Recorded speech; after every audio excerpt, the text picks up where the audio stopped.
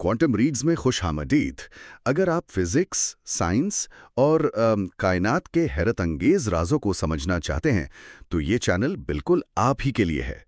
बिल्कुल। और यहाँ हम फिज़िक्स की मशहूर किताबों और उन नज़रियात को जो बज़ाहिर बहुत मुश्किल लगते हैं उन्हें बहुत ही आसान और दिलकश अंदाज में पेश करते हैं ताकि हर कोई उन्हें समझ सके। हाँ, सही।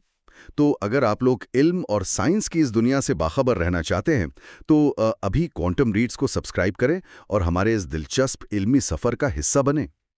तो आज के इस तफसीली गुफ्तगू का आगाज़ करते हैं।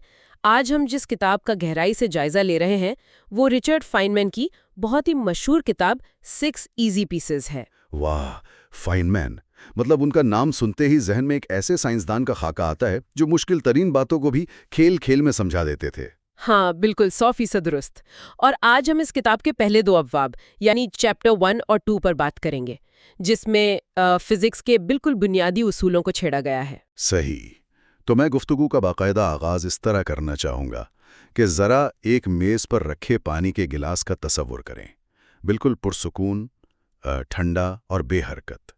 ज़ाहिरी तौर पर तो ऐसा लगता है कि सब कुछ ठहरा हुआ है ना, एक मुकम्मल खामोशी है। हाँ, हमें बज़ाहिर ऐसा ही लगता है, लेकिन फाइनमैन के मुताबिक कायनात में इससे बड़ा बसरी धोखा और कोई नहीं हो सकता।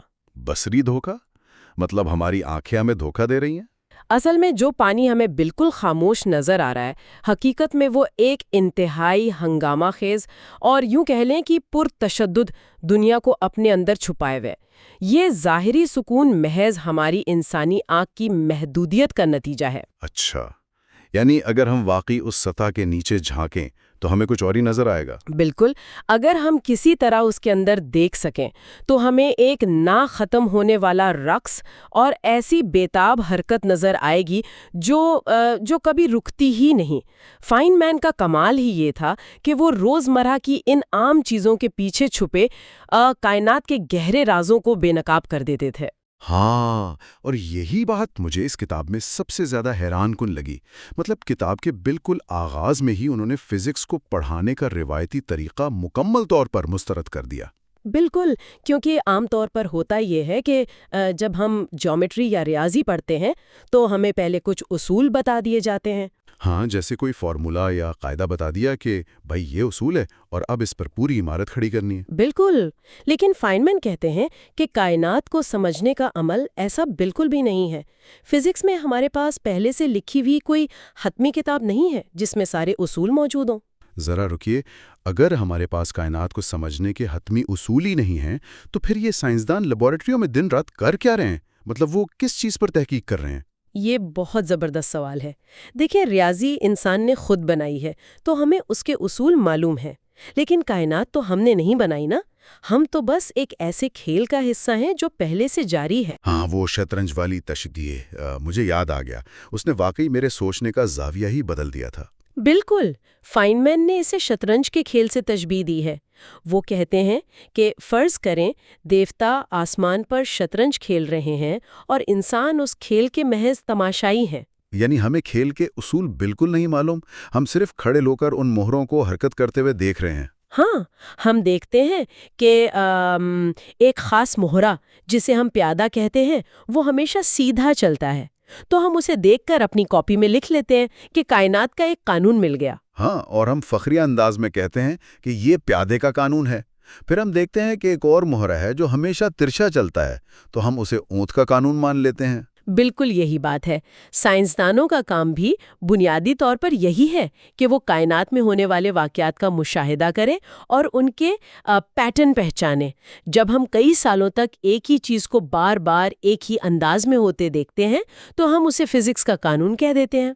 लेकिन इस तशबीह का सबसे दिलचस्प हिस्सा तो वो है ना, जब खेल में अचानक कोई ऐसी चाल चली जाती है जो पहले कभी नहीं देखी गई। हाँ, जैसे शतरंज में कैसलिंग या बादशाह और हाथी की जगह एक साथ बदलने का अमल होता है। ओह हाँ, मतलब अगर कोई तमाशाई पहली बार ये चाल देखे तो वो तो अपना सर पकड़ लेगा। वो कहेगा कि भाई ये तो मेरे बनाए हुए किसी भी कानून के खिलाफ है। बादशाह तो एक वक्त में सिर्फ एक कदम चलता है और यहाँ उसने 2 कदम चलकर हाथी के साथ जगह भी बदल ली। बिल्कुल। तो इससे होता क्या है? क्या तमाशाई ये कहेगा कि खेल गलत हो रहा है? نہیں، اسے یہ ماننا پڑے گا کہ اس کی سمجھ محدود تھی۔ تو میرا سوال یہ ہے کہ کیا جب ایسی کوئی نئی چیز سامنے آتی ہے تو ہمارے پرانے تمام سائنٹیفک قوانین غلط ثابت ہو جاتے ہیں؟ دیکھیں، یہی سائنس کی سب سے بڑی طاقت بھی ہے اور عاجزی بھی۔ کوئی بھی سائنسی قانون پتھر پر لکیر نہیں ہوتا۔ جب کوئی نیا مشاہدہ پرانے قوانین سے ٹکراتا ہے تو سائنسدانوں کو اپنے قوانین میں ترمیم کرنی پڑتی ہے۔ مطلب انہیں اپنے نالج کو اپڈیٹ کرنا پڑتا ہے، بالکل ویسے ہی جیسے بادشاہ اور ہاتھی والی چال دیکھنے کے بعد تماشائی کو شطرنج کے اصولوں کی اپنی سمجھ کو اپڈیٹ کرنا پڑتا ہے۔ 100% درست۔ اور یہیں پر تجربے یعنی ایکسپیریمنٹ کی اہمیت سامنے آتی ہے۔ کوئی نظریہ کتنا ہی خوبصورت یا منطقی کیوں نہ ہو، اگر وہ لیبارٹری کے تجربے میں ناکام ہو جائے تو وہ غلط ہے۔ سادہ سی بات ہے، مطلب تجربہ ہی کائنات کے حقائق کا واحد اور حتمی منصف ہے۔ جی ہاں، اسی لیے ہم کہتے ہیں کہ نظریاتی اور تجرباتی فزکس ایک دوسرے کے بغیر نامکمل ہیں۔ ایک ذہن میں تصورات کا جال بنتی ہے اور دوسری انہیں حقیقت کی کسوٹی پر پرکھتی ہے۔ چلیں اس دریافت کے سفر کو ذرا آگے لے کر چلتے ہیں۔ جب فائنمین کائنات کے بنیادی اصولوں کی بات کرتے ہیں تو وہ ایک نہایت ہی چونکا دینے والا تصوراتی تجربہ پیش کرتے ہیں۔ ہاں، وہ ایک بہت ہی گہری بات کہتے ہیں کہ فرض کرے کوئی بہت بڑی آفت آ جائے اور انسانیت کا تمام تر سائنسی علم، کتابیں، لیبارٹریاں سب کچھ تباہ ہو جائے۔ مطلب سب کچھ ختم؟ بالکل۔ اور ہم آنے والی نسلوں کے لیے صرف ایک جملہ، محض ایک سائنٹیفک حقیقت چھوڑ کر جا سکتے ہوں تو وہ جملہ کیا ہونا چاہیے؟ یہ تو بہت مشکل انتخاب ہے، لیکن فائنمین نے اس کا جو جواب دیا وہ واقعی حیران کن تھا۔ انہوں نے ایٹمی نظریے کا انتخاب کیا۔ ہاں، انہوں نے کہا کہ وہ جملہ یہ ہوگا کہ تمام چیزیں ایٹم سے بنی ہیں، جو ایسے چھوٹے ذرات ہیں جو ہمیشہ حرکت میں رہتے ہیں۔ جب وہ تھوڑے فاصلے پر ہوں تو ایک دوسرے کو کھینچتے ہیں، اور جب انہیں بہت قریب دبایا جائے تو وہ ایک دوسرے کو دھکیلتے ہیں۔ بظاہر تو یہ جملہ بہت ہی سادہ سا لگتا ہے، مطلب ہم اسکول کی کتابوں میں بھی بچپن سے یہی پڑھتے آ رہے ہیں، لیکن مجھے یہ سمجھنے میں تھوڑی الجھن ہو رہی تھی کہ فائنمین جیسے بڑے سائنسدان نے کشش ثقل کا قانون یا اضافیت کا نظریہ کیوں نہیں چنا؟ آپ کا سوال بہت بجا ہے، لیکن اس ایک جملے میں کائنات کی پوری ساخت اور اس کے کام کرنے کے طریقے کا نچوڑ موجود ہے۔ اچھا، وہ کیسے؟ دیکھیں، اگر کوئی ذہین مخلوق یا آنے والی نسل صرف اس ایک جملے کو گہرائی سے سمجھے نا، تو وہ اس کی بنیاد پر پوری فزکس، کیمسٹری اور بائیولوجی کو دوبارہ سے دریافت کر سکتی ہے۔ یہ محض ایک حقیقت نہیں ہے، یہ کائنات کے ہر تالے کی چابی ہے۔ واہ، چلیں پھر اس چابی کو تھوڑا استعمال کر کے بھی دیکھتے ہیں۔ واپس اسی پانی کے گلاس کی طرف چلتے ہیں جس کی بات ہم نے شروع میں کی تھی۔ ضرور۔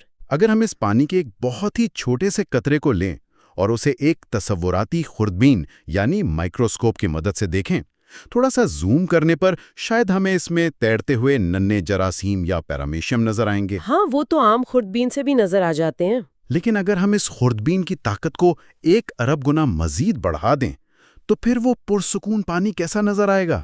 پھر تو وہ پانی بالکل ویسا نہیں رہے گا جیسا ہم اسے عام آنکھ سے دیکھتے ہیں۔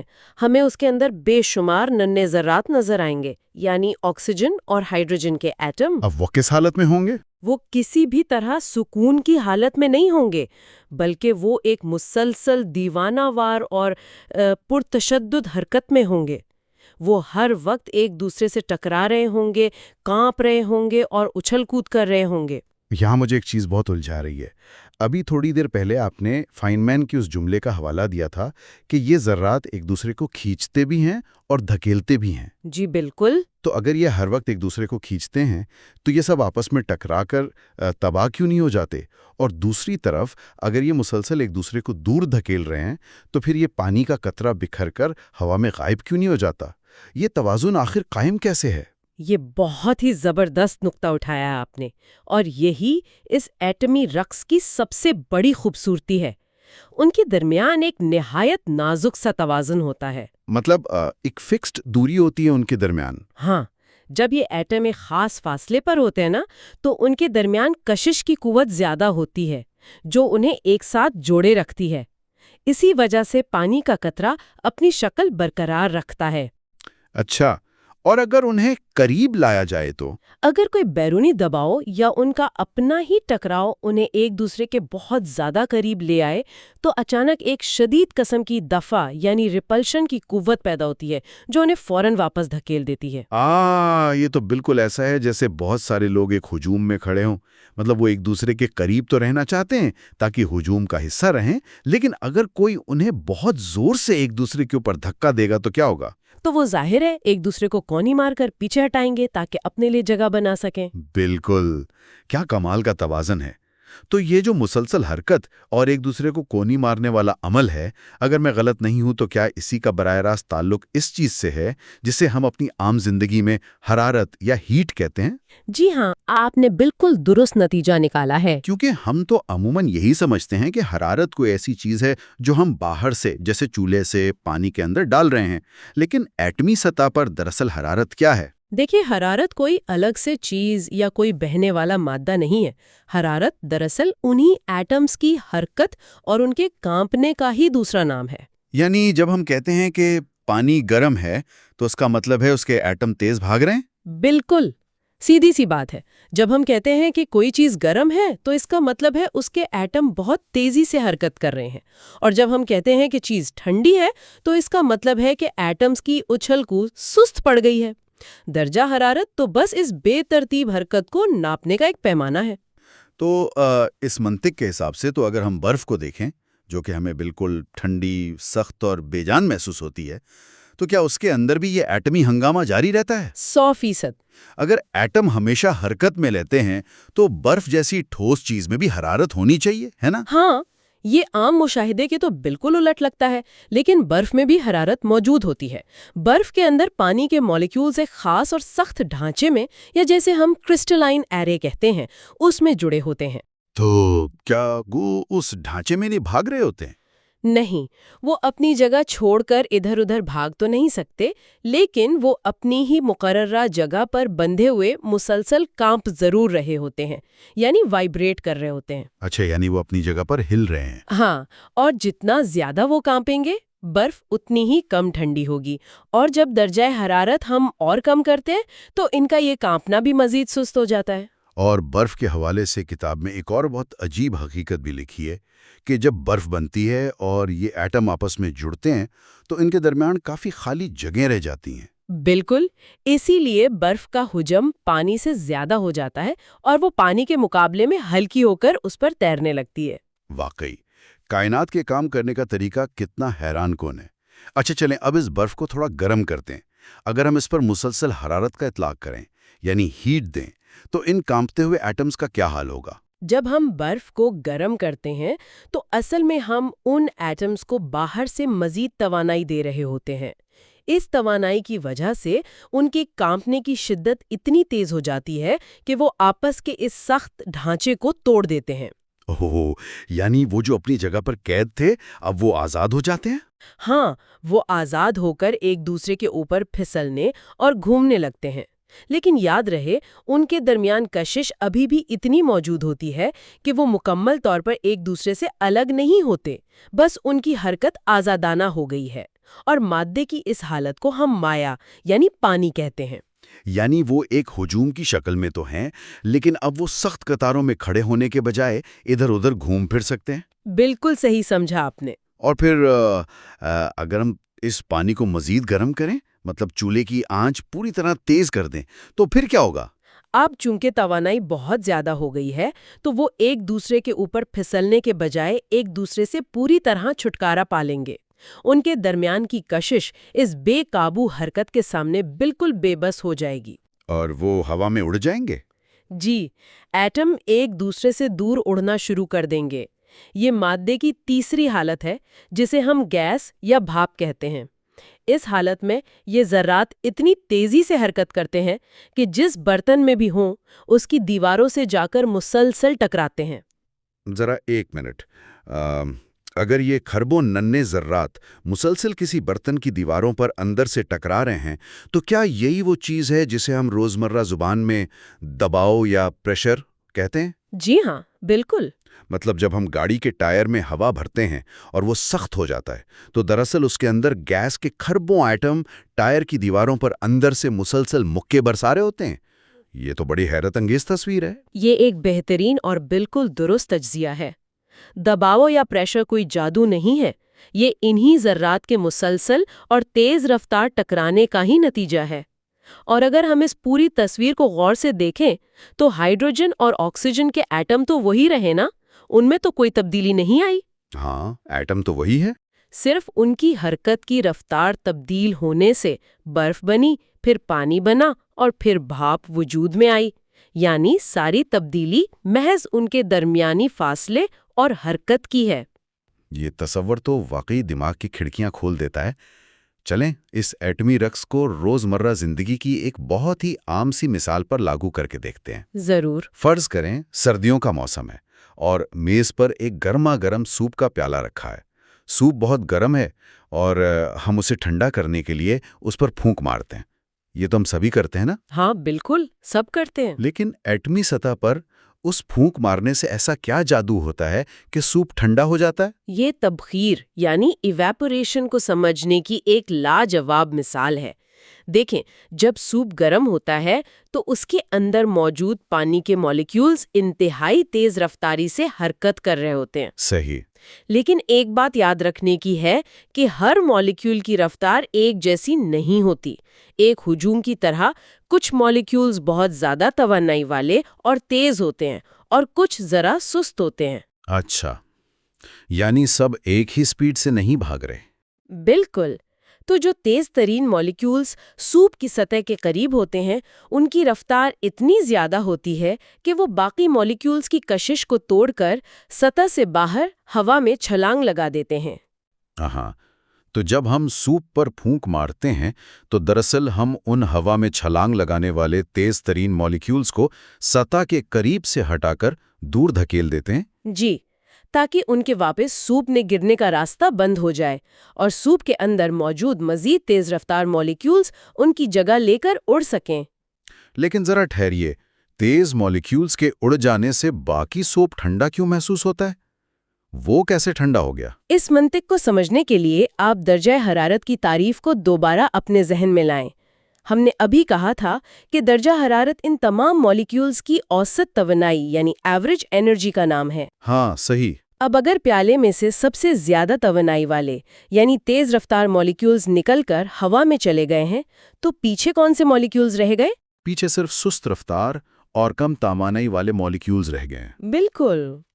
اور چونکہ زیادہ توانائی والے چلے گئے ہیں تو جو باقی بچ گئے ہیں ان کی اوسطن توانائی خود بخود نیچے آ جائے گی، اور اوسطن توانائی کا نیچے آنا ہی تو درجہ حرارت کا گرنا ہے۔ واہ، کیا کمال کی بات ہے۔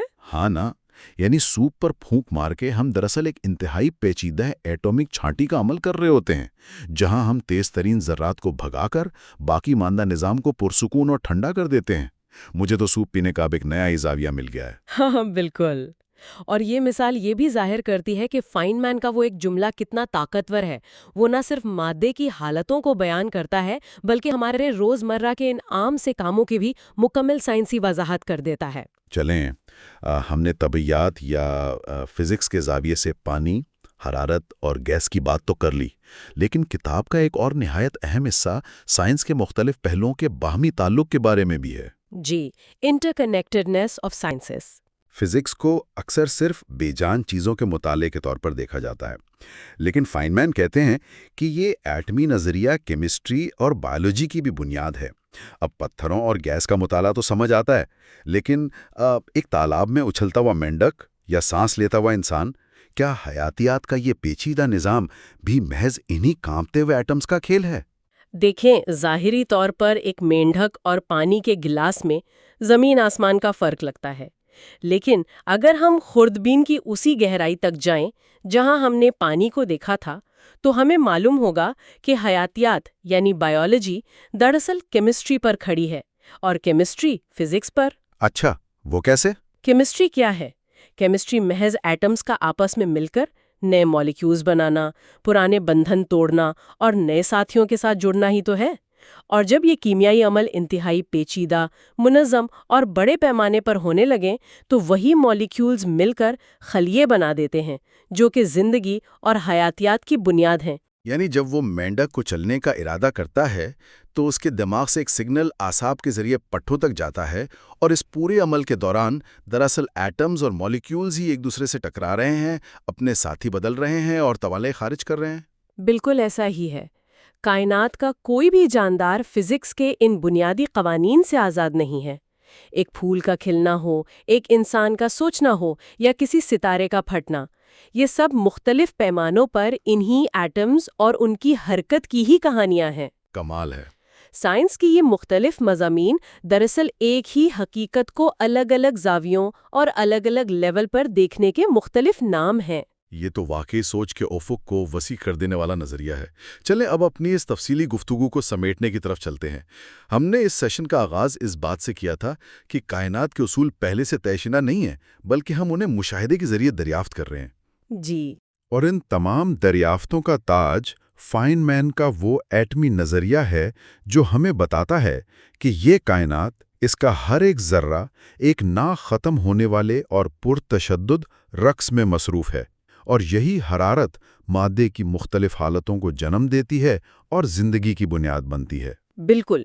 اور اس تمام گفتگو کے بعد میں ایک آخری خیال پیش کرنا چاہوں گی جو بظاہر بہت پریشان کن بھی ہو سکتا ہے ہمارے سننے والوں کے لیے۔ اچھا، وہ کیا؟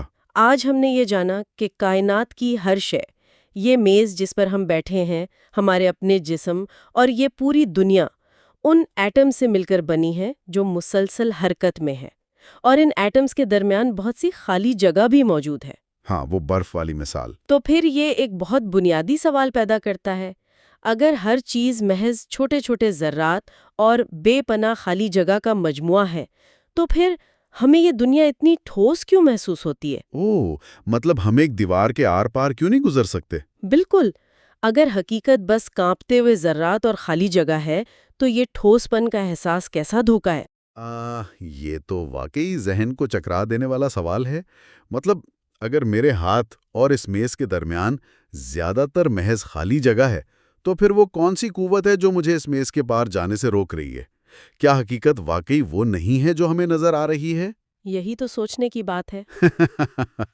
اس گہرے اور پراسرار سوال پر واقعی غور کرنا بنتا ہے، اور اس سوال کا جواب اور ان ایٹمز کے مل کر نئے روپ دھارنے کی جو کہانی ہے وہ ہم اپنے اگلے جائزے میں دریافت کریں گے، جہاں ہم ایٹمی عوامل اور کیمیائی تعاملات کی مزید گہرائیوں میں اتریں گے۔ بالکل۔ اگلی دفعہ ہم کیمیکل ری ایکشنز پر بات کریں گے۔ تو علم کے سفر میں ہمارے ساتھ رہنے کا بہت شکریہ۔ مزید دلچسپ حقائق جاننے کے لیے کوانٹم ریڈز کے ساتھ جڑے رہیے گا۔ یہ ہمارا پارٹ 2 ہے۔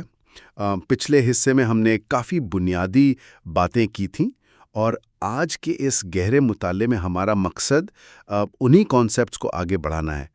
آج ہم خاص طور پر 2 چیپٹرز پر بات کریں گے۔ چیپٹر 3 جو کہ اٹامک پروسیسز کے بارے میں ہے، اور چیپٹر 4 جو کیمیکل ری ایکشنز کو کور کرتا ہے۔ بالکل صحیح۔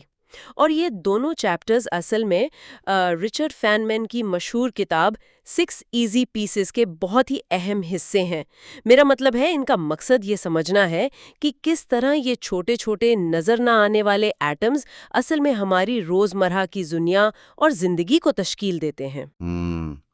یعنی جو چیزیں ہمیں عام لگتی ہیں ان کے پیچھے ایک پوری اندیکھی دنیا چل رہی ہے۔ تو آئیے اس کو کھول کر دیکھتے ہیں۔ دیکھیں، اگر میں اپنے سامنے رکھے ہوئے پانی کے اس گلاس کو دیکھوں، یہ بالکل ساکت اور پرسکون لگ رہا ہے۔ بظاہر تو اس میں کچھ بھی نہیں ہو رہا۔ بظاہر؟ ہاں، بظاہر۔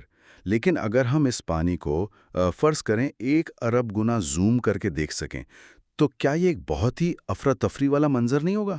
یعنی خراب مالیکیولز ہزاروں میل فی گھنٹہ کی رفتار سے ادھر ادھر بھاگ رہے ہوں گے۔ اصل میں یہاں جو بات سب سے دلچسپ ہے وہ یہ ہے کہ ہم واقعی چیزوں کو ان کی بیرونی خاموشی سے جج کرتے ہیں، جبکہ اندر ایک پوری جنگ چل رہی ہوتی ہے۔ فائنمین یہی تو سمجھانا چاہتے تھے۔ جب آپ اس پانی کو مالیکولر سطح پر دیکھتے ہیں تو آپ کو H2O مالیکیولز کا ایک انتہائی بے ہنگم ہجوم نظر آتا ہے۔ اچھا۔ ہاں، اور یہ مالیکیولز ایک دوسرے کے ساتھ جڑے رہنے کی کوشش بھی کر رہے ہیں کیونکہ ان میں کشش ہوتی ہے، लेकिन साथ ही वो इतनी तेजी से हरकत कर रहे हैं कि मुसलसल एक दूसरे से टकराकर उछल भी रहे हैं। वो कभी पुरसुकून नहीं रहते। वाह! तो इसको समझने के लिए क्या मैं इसकी एक मिसाल ऐसे दे सकता हूँ कि फ़र्ज़ करें एक बंद कमरा है और उसके फर्श पर हज़ारों टेनिस बॉल्स या रबर की गेंदें बिखरी हुई हैं सही। और अचानक वो फर्श वाइब्रेट करने लगता है, हिलने लगता है। तो वो गेंदें बेतरतीबी से उछलेंगी, आपस में टकराएंगी, दीवारों से टकराएंगी। क्या ये वैसा ही है? बिल्कुल, ये बहुत ही जबरदस्त मिसाल है इस केओस को, इस अफरा तफरी को समझने के लिए। और देखें, इसी टकराव के दौरान एक बहुत मजे का वाकया होता है। जब 2 या 3 गेंदें एक ही वक्त में किसी एक और गेंद से आकर टकराती हैं, तो वो अपनी सारी ताकत उस एक गेंद को दे देती हैं। एग्जैक्टली वो अपनी सारी एनर्जी यानी काइनेटिक एनर्जी उस एक गेंद को मुंतकिल कर देती हैं। अब उस एक गेंद की रफ्तार अचानक बाकी सबसे कहीं ज्यादा हो जाती है। हाँ, तो पानी की सतह पर मौजूद किसी मॉलिक्यूल के साथ जब ऐसा होता है तो उसे इतनी ताकत मिल जाती है कि वो बाकी पानी की कशिश को तोड़ देता है और वहां से फरार होकर हवा में शामिल हो जाता है। इसी फरार को हम इवेपोरेशन कहते हैं। ओह वेट, तो इवेपोरेशन सिर्फ पानी को उबालने से नहीं होती? मेरा मतलब है ये तो हर वक्त ही चल रहा होता है। बिल्कुल, हर वक्त, रूम टेम्परेचर पर भी। हाँ, तो मेरे जहन में एक और सवाल आ रहा है। अगर मैं गरम सूप पी रहा हूँ और उस पर फूंक मारता हूँ ताकि वो ठंडा हो जाए, तो क्या मैं असल में उन मॉलिक्यूल्स को फरार होने में मदद दे रहा हूँ? यहाँ मैकेनिज्म थोड़ा और गहरा है। देखें, जब कोई मॉलिक्यूल फरार होता है तो वो कोई आम मॉलिक्यूल नहीं होता। वो वही मॉलिक्यूल होता है जिसने टकराव के नतीजे में सबसे ज्यादा एनर्जी और हरारत हासिल कर ली होती है। अच्छा, सबसे गर्म मॉलिक्यूल? हाँ, इसे आप आम जिंदगी की मिसाल से समझें। फर्ज करें एक कमरे में 50 लोग मौजूद हैं। हम उनकी औसत दौलत यानी एवरेज वेल्थ का अंदाजा लगाते हैं और फिर अचानक उस कमरे के 2 सबसे अमीर तरीन अफराद बाहर चले जाएं, तो क्या होगा? तो पीछे रह जाने वाले लोगों की जो एवरेज दौलत है वो तो फौरन गिर जाएगी। बिल्कुल यही बात है। टेम्परेचर या हरारत असल में उन मॉलिक्यूल्स की काइनेटिक एनर्जी की एवरेज का ही नाम है। तो जब सबसे तेज और गर्म मॉलिक्यूल्स बखारात बनकर उड़ जाते हैं तो बाकी बच जाने वाले पानी का टेम्परेचर खुद ब खुद कम हो जाता है। वाओ, ये तो एक बिल्कुल नया जाविया है सोचने का। यानी ठंडक का मतलब उसमें कोई ठंडी चीज डालना नहीं है, बल्कि सिर्फ सबसे गर्म चीज का वहां से निकल जाना है। सही पकड़ा आपने। इसे ही इवेपोरेशन का कूलिंग इफेक्ट कहते हैं। और जहां तक आपके सूप पर फूंक मारने का सवाल है, हाँ, वो फूंक वाला पॉइंट। तो जब हम फूंक मारते हैं तो हम पानी के नए मॉलिक्यूल्स को फरार नहीं करवा रहे होते, बल्कि हम उन मॉलिक्यूल्स को वहां से हटा रहे होते हैं जो अभी अभी फरार होकर सूप की सतह के बिल्कुल ऊपर हवा में जमा हो गए हैं। ताकि वो वापस सूप में ना गिर जाएं। बिल्कुल, हवा चलने या फूंक मारने से उनकी वापसी का रास्ता बंद हो जाता है और ठंडा होने का अमल तेज हो जाता है। लेकिन एक मिनट, अगर ये मॉलिक्यूल्स इतनी तेजी से फरार हो रहे हैं और जैसा आपने कहा कि हर वक्त हो रहे हैं, तो फिर मेरे कमरे में जो पानी की बंद बोतल रखी है वो आज तक सूख क्यों नहीं गई? अच्छा सवाल है। यानी अगर मैं पानी मेज पर गिरा दूं तो वो चंद घंटों में गायब हो जाता है, लेकिन बोतल में पानी महीनों तक वैसा ही रहता है। ये तो फिजिक्स के एक और शानदार उसूल की तरफ इशारा करता है। असल में ये फिजिक्स के एक और शानदार उसूल की तरफ इशारा करता है, जिसे हम इक्विलिब्रियम या तवाज़ुन कहते हैं। जब पानी एक बंद बोतल में होता है तो ऐसा नहीं है कि इवेपोरेशन रुक गई है। इवेपोरेशन वहां भी चल रही होती है। तो मॉलिक्यूल्स अभी भी उड़ रहे हैं। हाँ, मॉलिक्यूल्स पानी की सतह से फरार होकर बोतल के खाली हिस्से यानी हवा में जमा होना शुरू हो जाते हैं। लेकिन चूंकि बोतल बंद है, वो बाहर नहीं निकल सकते।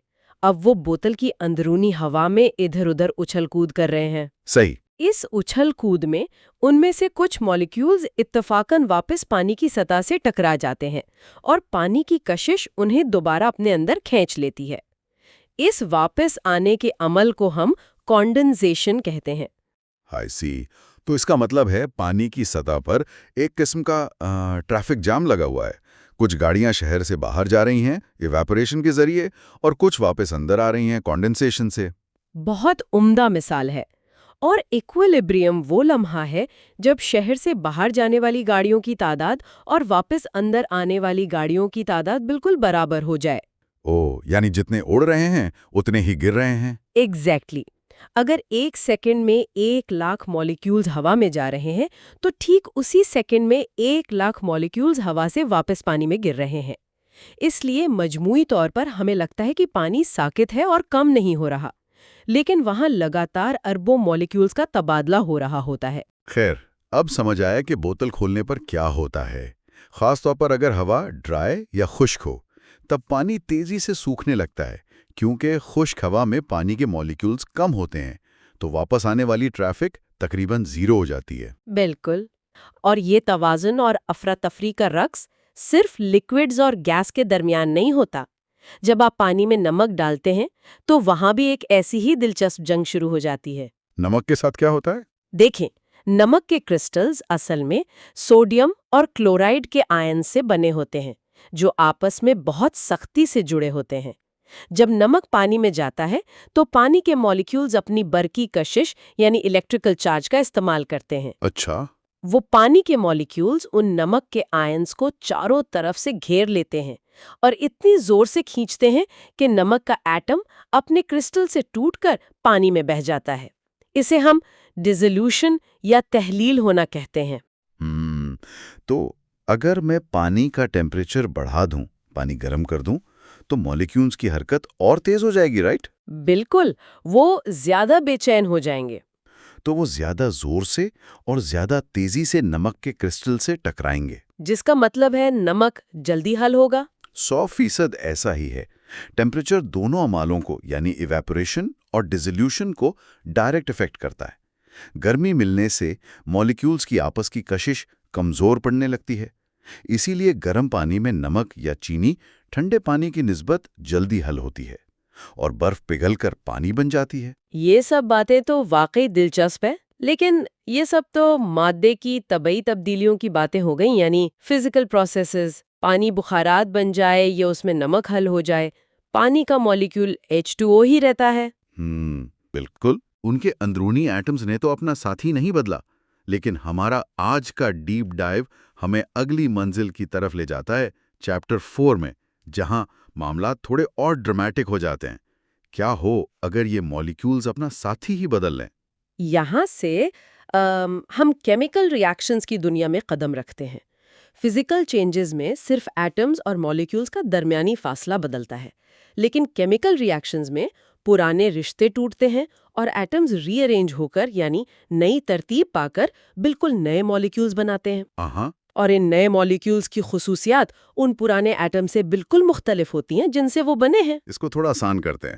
اگر میں ایک مثال دوں، جیسے بچوں کے وہ میگنیٹک لیگو بلاکس ہوتے ہیں۔ ہاں، لیگو بلاکس۔ فرض کریں میرے پاس 2 بلاکس سختی سے جڑے ہوئے ہیں، مجھے انہیں توڑنے کے لیے تھوڑا زور لگانا پڑتا ہے، لیکن جب میں انہیں کسی اور خاص بلاک کے قریب لے کر جاتا ہوں تو ان کی مقناطیسی کشش اتنی شدت ہوتی ہے کہ وہ خود بخود انتہائی تیزی سے آپس میں جا ٹکراتے ہیں اور ایک زوردار آواز اور جھٹکا پیدا ہوتا ہے۔ صحیح۔ تو کیا کیمیکل ری ایکشنز میں جو حرارت یا آگ پیدا ہوتی ہے، کیا اس کی وجہ بھی یہی مضبوطی سے جڑنے والا جھٹکا ہے؟ یہ واقعی ایک بہت ہی شاندار تشبیہ ہے۔ کیمسٹری میں ہر ایٹم کسی دوسرے ایٹم کے ساتھ ایک خاص برقی کشش کے تحت جڑتا ہے۔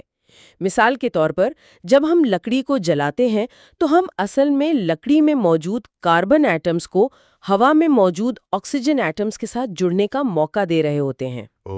اچھا۔ اور جب کاربن اور آکسیجن ملتے ہیں تو وہ مل کر CO یعنی کاربن مونو آکسائڈ یا CO2 کاربن ڈائی آکسائڈ بناتے ہیں۔ یہ جو نیا رشتہ بنتا ہے نا، یہ پرانے رشتوں سے کہیں زیادہ مضبوط ہوتا ہے۔ تو جب وہ ایٹمز ایک دوسرے کے ساتھ اتنی شدت سے سنیپ ہوتے ہیں یا جڑتے ہیں تو اس پروسیس میں وہ بے تحاشا فالتو انرجی خارج کرتے ہیں۔ اور وہی فالتو انرجی ہمیں روشنی یا آگ کی حرارت کی صورت میں محسوس ہوتی ہے۔ یعنی ہم اصل میں ان ایٹمز کے جڑنے کے عمل کو اپنے سامنے آگ کی شکل میں دیکھ رہے ہوتے ہیں۔ بالکل۔ اور اگر ہم اسے بڑی تصویر کے ساتھ جوڑیں تو یہی کیمیکل ری ایکشنز ہی ہیں جو اس کائنات میں ہونے والی ہر بڑی تبدیلی کی بنیاد ہے۔ کیمسٹس آ کے لیبوریٹری میں کرتے کیا ہیں؟ وہ یہی تو اسٹڈی کرتے ہیں کہ ان مالیکیولز کا اسٹرکچر کیا ہے۔ صحیح۔ دیکھیں، کاربن، ہائیڈروجن اور آکسیجن کے چند ایٹمز کو اگر آپ ایک خاص ترتیب میں جوڑ دیں تو وہ بنفشے کے پھولوں کی میٹھی خوشبو بن جاتی ہے۔ کیا بات ہے! اور اگر انہی ایٹمز کو تھوڑا سا مختلف انداز میں جوڑ دیں تو وہ ایک جان لیوا زہر بن سکتا ہے یا پھر ہمارے کھانے کی خوراک بن سکتا ہے، صرف ایٹمز کی ترتیب بدلنے سے۔ یہ سچ میں دماغ چکرا دینے والی بات ہے۔ پوری دنیا کا ورائٹی، رنگ، ذائقے، سب کچھ انہی ایٹمز کا کھیل ہے۔ لیکن یہاں مجھے ایک بہت گہری الجھن ہو رہی ہے، اور مجھے لگتا ہے جو لوگ سن رہے ہیں ان کے ذہن میں بھی یہ سوال ضرور آ رہا ہوگا۔ جی پوچھیں۔ یہ سب باتیں نا سننے میں بہت اچھی لگتی ہیں، لیگو بلاکس، مالیکیولز کا ناچنا، پارٹنرز بدلنا، لیکن حقیقت تو یہ ہے کہ ایک ایٹم اتنا چھوٹا ہے کہ دنیا کی طاقتور ترین مائکروسکوپ سے بھی نہیں دیکھا جا سکتا۔ تو اگر ہم نے انہیں کبھی آنکھ سے دیکھا ہی نہیں تو ہمیں کیسے پتا کہ یہ سب سچ ہے؟ کیا یہ صرف میتھس کے فارمولاز ہیں یا واقعی فزیکل لیول پر ایسا کچھ ہو رہا ہے؟ آپ کا یہ شک بالکل بجا ہے، اور دیکھیں سائنس کی بنیاد ہی اسی شک پر کھڑی ہے۔ یہ سچ ہے کہ ایٹمز کو براہ راست دیکھنا تقریباً ناممکن ہے، لیکن سائنٹسٹ نے ان کے وجود کے ٹھوس، ہاں البتہ بالواسطہ یعنی انڈائریکٹ شواہد ضرور تلاش کیے ہیں۔ فیمین کی کتاب اس حوالے سے بہت اہم ثبوت پیش کرتی ہے۔ پہلا ثبوت ہے براؤنین موشن۔ ہاں، براؤنین موشن۔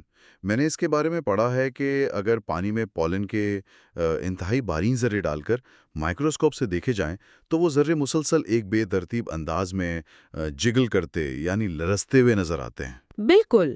لیکن جب سائنٹسٹ نے اس کو پہلی بار دیکھا ہوگا تو کیا انہوں نے یہ نہیں سوچا کہ شاید یہ پولن کے ذرے خود ہی جاندار ہیں اور حرکت کر رہے ہیں؟ انہوں نے بالکل یہی سوچا تھا۔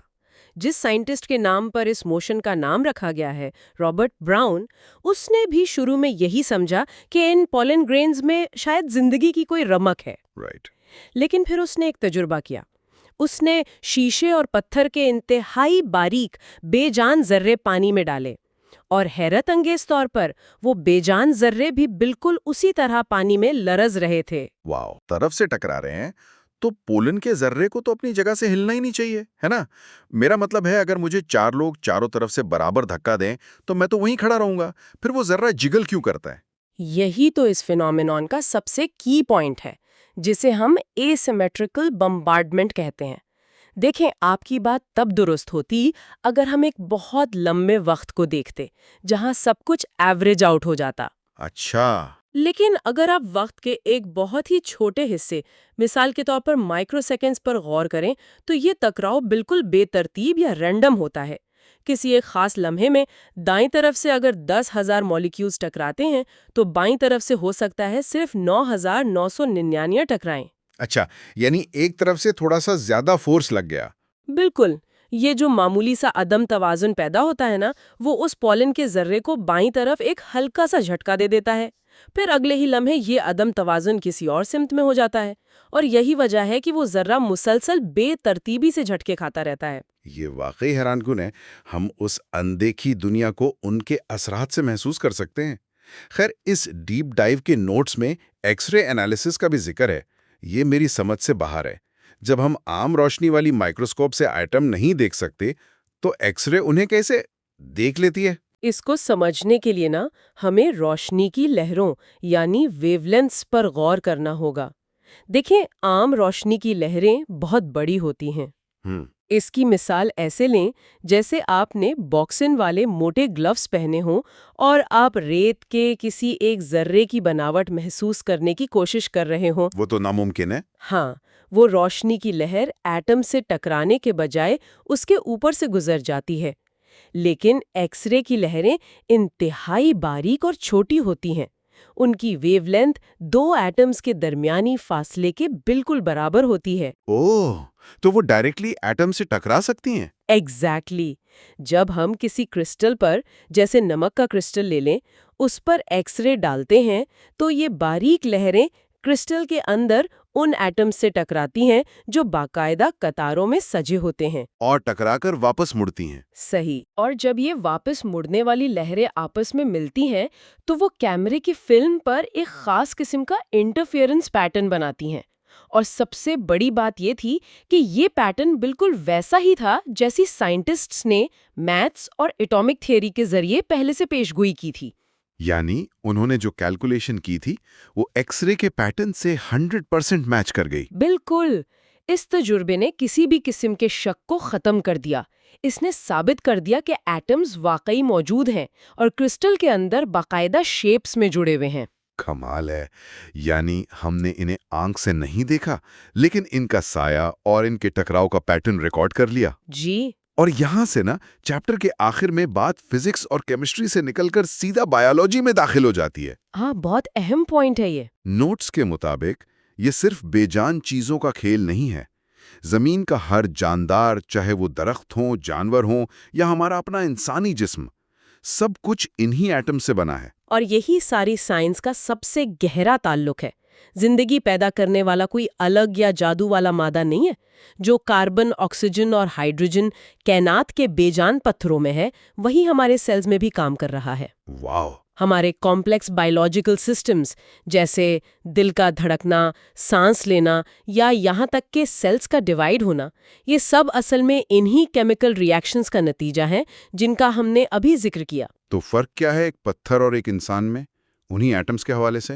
اور کمپلیکسٹی میں ہے۔ جانداروں میں یہ ایٹامک ڈانس انتہائی منظم اور پیچیدہ طریقے سے جڑا ہوا ہوتا ہے۔ مثال کے طور پر ڈی این اے کو ہی لے لیں۔ وہ کیا ہے؟ وہ ایٹمز کی ہی ایک بہت لمبی اور پیچیدہ زنجیر ہے جس کے اندر زندگی بنانے کا سارا کوڈ محفوظ ہے۔ سوچ کر ہی عجیب سا لگتا ہے۔ اگر میں سارے مطالعے کو جو ہم نے پچھلے 15-20 منٹ میں کیا سمیٹنے کی کوشش کروں تو ہم نے شروعات کی ایک ساکت پانی کے گلاس سے۔ پھر ہم نے دیکھا کہ کیسے اس کے اندر ایک ہنگامہ برپا ہے جسے ہم ایواپوریشن اور کولنگ ایفیکٹ میں دیکھتے ہیں۔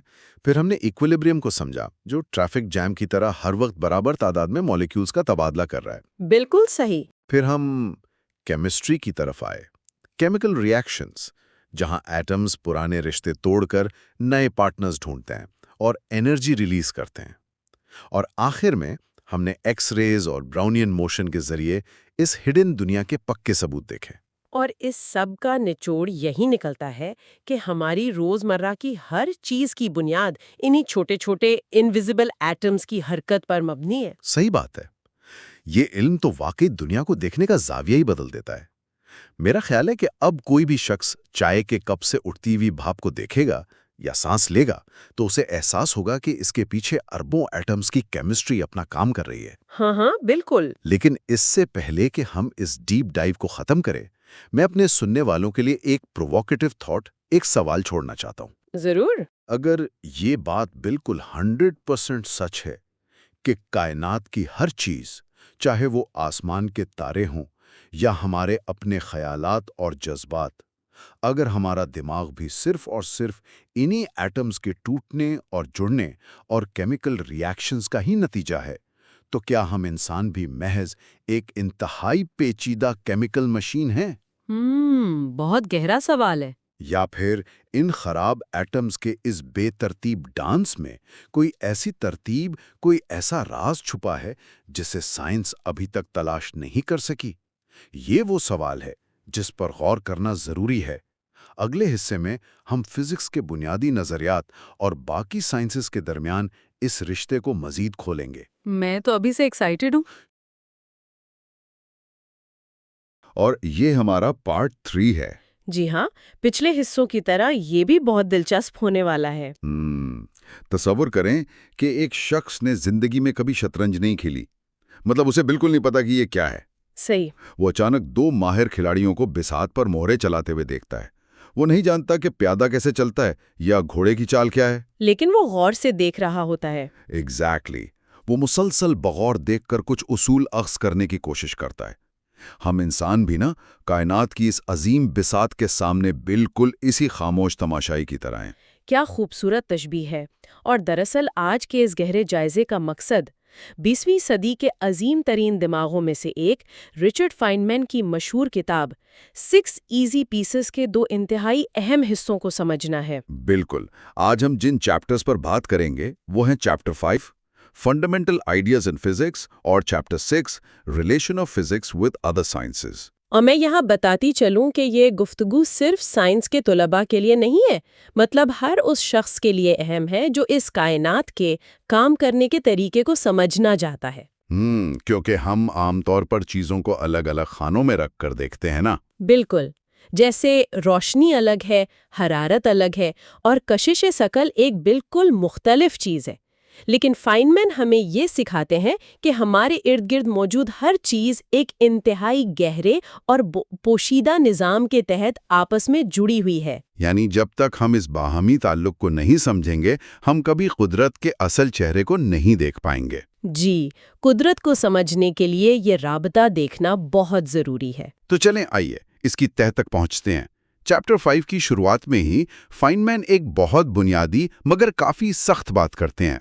अच्छा, कौन सी बात? हम आमतौर पर सोचते हैं ना कि साइंसदान कमरों में बैठकर बस फलसफियाना ख्यालात बुनते रहते हैं, लेकिन फाइनमैन के मुताबिक साइंस मुकम्मल तौर पर मुशाहिदे और तजर्बा यानी ऑब्जर्वेशन और एक्सपेरिमेंट पर मबनी है। हाँ, वो कहते हैं कि तजुर्बा ही साइंसी सच्चाई का वाहिद मुनसिफ है। बिल्कुल, सच्चाई का वाहिद जज। और देखें, ये साइंस का सबसे कठिन मगर सबसे खूबसूरत उसूल है। आपका जहन कितना ही शानदार क्यों ना हो, आपकी बनाई गई थ्योरी कागज पर कितनी ही खूबसूरत और पुरकशिश क्यों ना लगती हो, अगर वो लेबोरेटरी में किए गए तजुर्बे की कसौटी पर पूरी नहीं उतरती तो वो गलत है। यानी कुदरत को इस बात से कोई दिलचस्पी नहीं कि हमारे ख्यालात हमें कितने मंतिकी लगते हैं। एग्जैक्टली, कुदरत को कोई परवाह नहीं। कायनात के मज़ाहिर का मुशाहिदा करना और फिर तजुर्बात के जरिए इन नज़रियात को परखना ही वो वाहिद रास्ता है जो हमें बताता है कि कायनात असल में कैसे काम करती है। और यहीं पर वो शतरंज वाली तशबीह सामने आती है जिसका मैंने आगाज में जिक्र किया था। फाइनमैन कायनात को देवताओं के दरमियान खेले जाने वाले एक शतरंज के खेल से कंपेयर करते हैं। जी, और हम इंसान इस खेल को बाहर से देखकर फिजिक्स के कवानीन यानी उस खेल के उसूल समझने की कोशिश कर रहे हैं। ये कायनात के कवानीन को समझने के लिए वाकई एक बेहतरीन मिसाल है। जी हाँ, मतलब जब कोई शख्स शतरंज के मोहरों की हरकत को काफी देर तक देखता है तो वो बतदरीज समझने लगता है कि ऊंट हमेशा तिरछा चलता है। सही।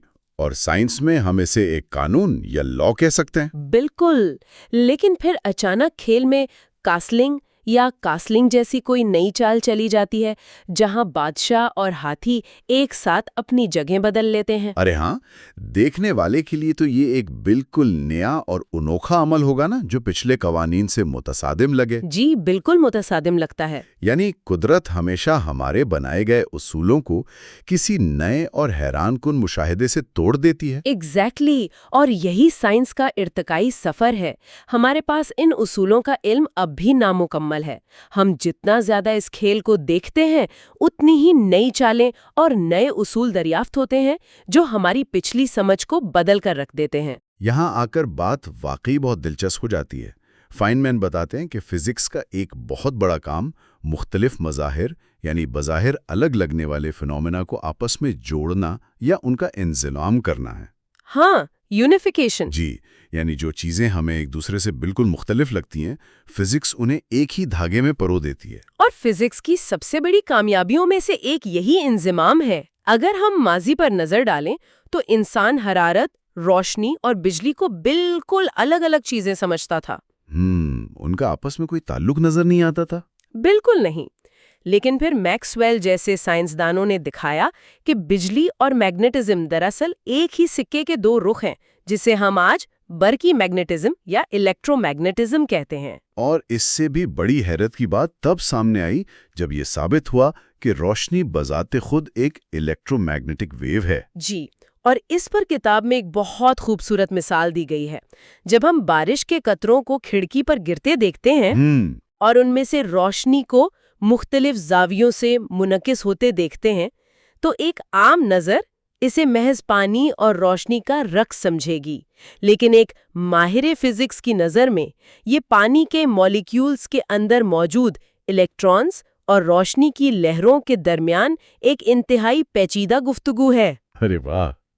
بظاہر پانی ایک مادہ ہے اور روشنی ایک لہر، لیکن بنیادی سطح پر فزکس بتاتی ہے کہ یہ سب ایک ہی کائناتی نظام کے اصولوں کے پابند ہیں۔ بالکل، یہ وہ مقام ہے جہاں ہم قدرت کی ہم آہنگی پر دنگ رہ جاتے ہیں، لیکن اگر ہم یہ سوچ رہے ہیں کہ ہم نے کائنات کو پوری طرح سمجھ لیا ہے تو یہ ہماری سب سے بڑی بھول ہوگی۔ اچھا، وہ کیوں؟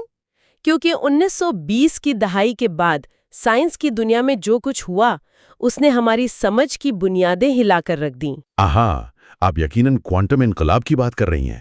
کوانٹم میکینکس نے کلاسیکل فزکس کے اس تمام غرور کو چکنا چور کر دیا جس پر ہم کئی صدیوں سے فخر کر رہے تھے۔ ایسا ہی ہے۔ کلاسیکل فزکس جو آئزیک نیوٹن کے قوانین پر کھڑی تھیں، ہمیں یہ یقین دلاتی تھیں کہ کائنات ایک بڑی اور پیچیدہ گھڑیال کی طرح ہے۔ مطلب اگر ہمیں ہر پرزے کی موجودہ حالت معلوم ہو تو ہم مستقبل کی پیشین گوئی کر سکتے ہیں۔ بالکل درست۔ لیکن کوانٹم میکینکس نے یہ ثابت کر دیا کہ جب ہم ایٹمی سطح پر جاتے ہیں تو یہ گھڑیال والی کائنات کا تصور ناکام ہو جاتا ہے۔ کوانٹم دنیا میں یقین نام کی کوئی چیز نہیں ہے۔ تو پھر وہاں کیا چلتا ہے؟ وہاں صرف امکانات یعنی پروبیبلٹیز کا راج ہے۔ رکیے، یہ بات ہضم کرنا تھوڑی مشکل ہے۔ ہم کتابوں میں پڑھتے ہیں کہ الیکٹران نیوکلیس کے گرد چکر لگاتے ہیں۔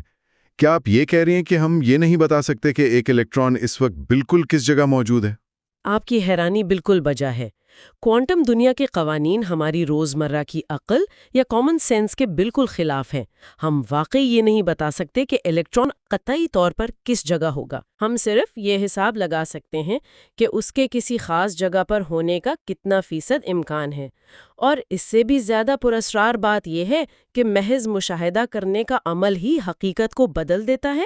کیا اس کا مطلب یہ ہے کہ جب ہم کوانٹم سطح پر کسی چیز کو دیکھتے ہیں تو ہم دراصل اسے چھیڑ رہے ہوتے ہیں؟ جی، ایسا ہی ہے۔ لیکن ایک عام خیال تو یہ ہے کہ جاننے کے عمل سے چیزیں نہیں بدلتی۔ مطلب اگر میں چاند کو نہ دیکھوں تب بھی چاند تو وہی رہے گا، ہے نا؟ کیا کوانٹم فزکس واقعی یہ دعویٰ کرتی ہے کہ دیکھنے سے چیزیں بدل جاتی ہیں؟ چاند کے معاملے میں ایسا نہیں ہے، کیونکہ چاند خربوں ایٹم سے مل کر بنا ہے اور اتنے بڑے پیمانے پر کلاسیکل فزکس کام کرتی ہے۔ اچھا، تو فرق سکیل کا ہے۔ بالکل، لیکن جب ہم صرف ایک الیکٹران کی بات کرتے ہیں تو صورتحال بدل جاتی ہے۔ کتاب اسے بڑی صراحت سے بیان کرتی ہے۔ اگر آپ کو ایک الیکٹران کی پوزیشن معلوم کرنی ہے تو آپ کو اس پر کچھ نہ کچھ پھینکنا پڑے گا۔ جیسے روشنی کا ایک ذرہ یا فوٹون؟ ایگزیکٹلی۔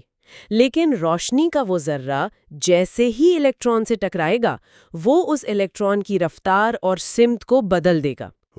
مطلب ہم ایک ہی وقت میں کسی ذرے کی جگہ اور اس کی رفتار دونوں کو مکمل درستی کے ساتھ نہیں جان سکتے۔ جی، جاننے کا عمل یعنی پیمائش کا طریقہ بذات خود اس چیز کو تبدیل کر دیتا ہے جسے ہم جاننے کی کوشش کر رہے ہیں۔ تو ان سب باتوں کا اصل مطلب کیا نکلتا ہے؟ کیا قدرت نے ایک پردہ گرا رکھا ہے کہ ہم ایک خاص حد سے زیادہ باریکی میں اس کے راز نہیں جان سکتے؟ ہم اسے قدرت کی ایک بنیادی حد کہہ سکتے ہیں، لیکن ان تمام پیچیدگیوں کے باوجود فزکس نے ہمیں وہ 4 بنیادی قوتیں دی ہیں جن پر اس ساری کائنات کی عمارت کھڑی ہے، اور فائنمن کے اس باب کا یہ ایک انتہائی اہم حصہ ہے۔ جی، اور یہ 4 قوتیں کون سی ہیں؟ یہ ہے کشش ثقل یعنی گریویٹیشنل فورس، برقی مقناطیسی قوت یعنی الیکٹرو میگنیٹک فورس، مضبوط نیوکلیائی قوت یعنی اسٹرانگ نیوکلیئر فورس، اور کمزور نیوکلیئر قوت یا ویک نیوکلیئر فورس۔ کشش ثقل کو تو ہم سب محسوس کرتے ہیں، یہ ہمیں زمین پر ٹکائے رکھتی ہے، اور برقی مقناطیسی قوت ہمارے بلب روشن کرتی ہے اور موبائل فونز چلاتی ہے۔ بالکل۔ لیکن میں نے اس کتاب میں ایک حیران کن چیز پڑھی۔ کشش ثقل اور برقی قوت کے درمیان کا جو فرق ہے وہ ناقابل تصور حد تک بڑا ہے۔ یہ فزکس کے سب سے بڑے رازوں میں سے ایک ہے۔ اگر ہم کشش ثقل اور برقی قوت کا موازنہ کریں تو ان کا تناسب 1 اور 4.17 ضرب 10 کی طاقت 42 کا بنتا ہے۔ 1 اور 10 کی طاقت 42؟ یعنی ایک کے بعد 42 صفر؟ ارے باپ رے! جی ہاں، یہ بہت بڑا نمبر ہے۔ یہ تعداد تو شاید کائنات میں موجود تمام ستاروں کی کل تعداد سے بھی بہت زیادہ ہے۔ مجھے یہ بات سمجھنے میں مدد کرے، اگر برقی مقناطیسی قوت کشش ثقل سے اتنی بے تحاشا گنا زیادہ طاقتور ہے تو ہمیں اپنی روزمرہ کی زندگی میں ایسا محسوس کیوں نہیں ہوتا؟ یہ ایک بہت منطقی سوال ہے۔ مطلب اگر میں چھلانگ لگاؤں تو زمین تو مجھے فوراً واپس کھینچ لیتی ہے یا کینسل کر دیتے ہیں۔ اچھا، جس کی وجہ سے عمومی طور پر چیزیں نیوٹرل رہتی ہیں۔ بالکل، لیکن کشش ثقل ہمیشہ صرف کھینچتی ہے، یہ کبھی دھکیلتی یا کینسل نہیں ہوتی۔ اس لیے پوری کی پوری زمین کا مادہ مل کر آپ پر کشش ثقل لگا رہا ہوتا ہے، جو کہ مجموعی طور پر ایک بڑی قوت بن جاتی ہے۔ تو یہ کیومولیٹو ایفیکٹ ہے۔ جی، لیکن اگر آپ ایک الیکٹران اور ایک پروٹون کی بات کریں تو ان کے درمیان کشش ثقل برقی قوت کے مقابلے میں بالکل نہ ہونے کے برابر ہے۔ کیا بات ہے! اور باقی دو قوتیں، یعنی مضبوط اور کمزور نیوکلیائی قوتیں، وہ کہاں کام آتی ہیں؟ مضبوط نیوکلیائی قوت کائنات کا سب سے طاقتور گوند یا سمجھیں کہ سپر گلو ہے، جو ایٹم کے نیوکلیس کو جوڑے رکھتا ہے۔ ایگزیکٹلی، ہم جانتے ہیں کہ ایک جیسے چارجز ایک دوسرے کو دھکیلتے ہیں۔ ایٹم کے مرکز میں بہت سارے پروٹونز ایک ساتھ قید ہوتے ہیں جن سب پر مثبت چارج ہوتا ہے، تو اصولاً تو انہیں ایک دوسرے کو اتنی زور سے دھکیلنا چاہیے کہ نیوکلیس دھماکے سے پھٹ جائے۔ بالکل، لیکن وہ مضبوط نیوکلیائی قوت ہی ہے جو برقی قوت سے بھی زیادہ طاقتور ہے، اور وہ ان پروٹونز کو زبردستی ایک ساتھ باندھ کر رکھتی ہے۔ اگر یہ قوت نہ ہوتی تو کائنات میں کوئی ایٹم وجود ہی نہیں رکھ سکتا تھا۔ اور کمزور نیوکلیائی قوت؟ وہ ایٹمک تابکاری یعنی ریڈیو ایکٹیو ڈیکے کی ذمہ دار ہے، جس کی بدولت سورج جیسا ستارہ روشنی اور حرارت پیدا کرتا ہے۔ یہ جان کر ایک عجیب سا احساس ہوتا ہے کہ اتنی بے پناہ پیچیدگیوں کو صرف 4 قوتوں میں سمیٹ دیا گیا ہے۔ جی، قدرت کی سادگی اور پیچیدگی ایک ساتھ چلتی ہیں۔ تو اگر فزکس کے پاس کائنات کی بنیادی اینٹوں اور ان کے درمیان کام کرنے والی قوتوں کے تمام اصول موجود ہیں، میرا مطلب ہے اگر فزکس واقعی کائنات کا بنیادی قانون ہے جو ہر ایک ایٹم پر لاگو ہوتا ہے، تو کیا ایک کیمسٹ اپنی لیبارٹری میں کیمیکلز ملاتے وقت دراصل فزکس ہی کا کوئی انتہائی پیچیدہ تجربہ نہیں کر رہا ہوتا؟ یہ تو آپ نے بہت پتے کی بات کی ہے۔ یعنی ہمیں کیمسٹری نام کے ایک الگ مضمون کی ضرورت ہی کیا ہے جب سب کچھ فزکس ہی ہے؟ اور یہاں سے ہم چیپٹر 6 کی طرف بڑھ رہے ہیں، جہاں سائنسز کے آپسی تعلق کی بات کی گئی ہے۔ یہ ایک بہت ہی گہرا سوال ہے۔ فائنمن کے نزدیک دراصل مضامین کے درمیان کوئی دیوار نہیں ہے۔ فزکس یقیناً تمام سائنسز کی بنیادی سائنس ہے۔ تو پھر کیمسٹری الگ کیوں ہے؟ اصولاً تو کیمیکل ریاکشنز کے پیچھے کوانٹم میکینکس اور برقی مغناطیسی قوت کے ہی قوانین کار فرما ہیں۔ لیکن جب ہم کیمسٹری کو محض فزکس سمجھ کر حل کرنے کی کوشش کرتے ہیں تو مسئلہ اصولوں کا نہیں بلکہ کمپلیکسٹی کا آ جاتا ہے۔ پیچیدگی کا؟ اس سے آپ کی مراد یہ ہے کہ ایٹمز کی تعداد بہت زیادہ ہو جاتی ہے؟ بالکل، اسے اس طرح سمجھا جا سکتا ہے کہ فرض کریں آپ ایک اکیلے شخص کے رویے کا مطالعہ کر رہے ہیں۔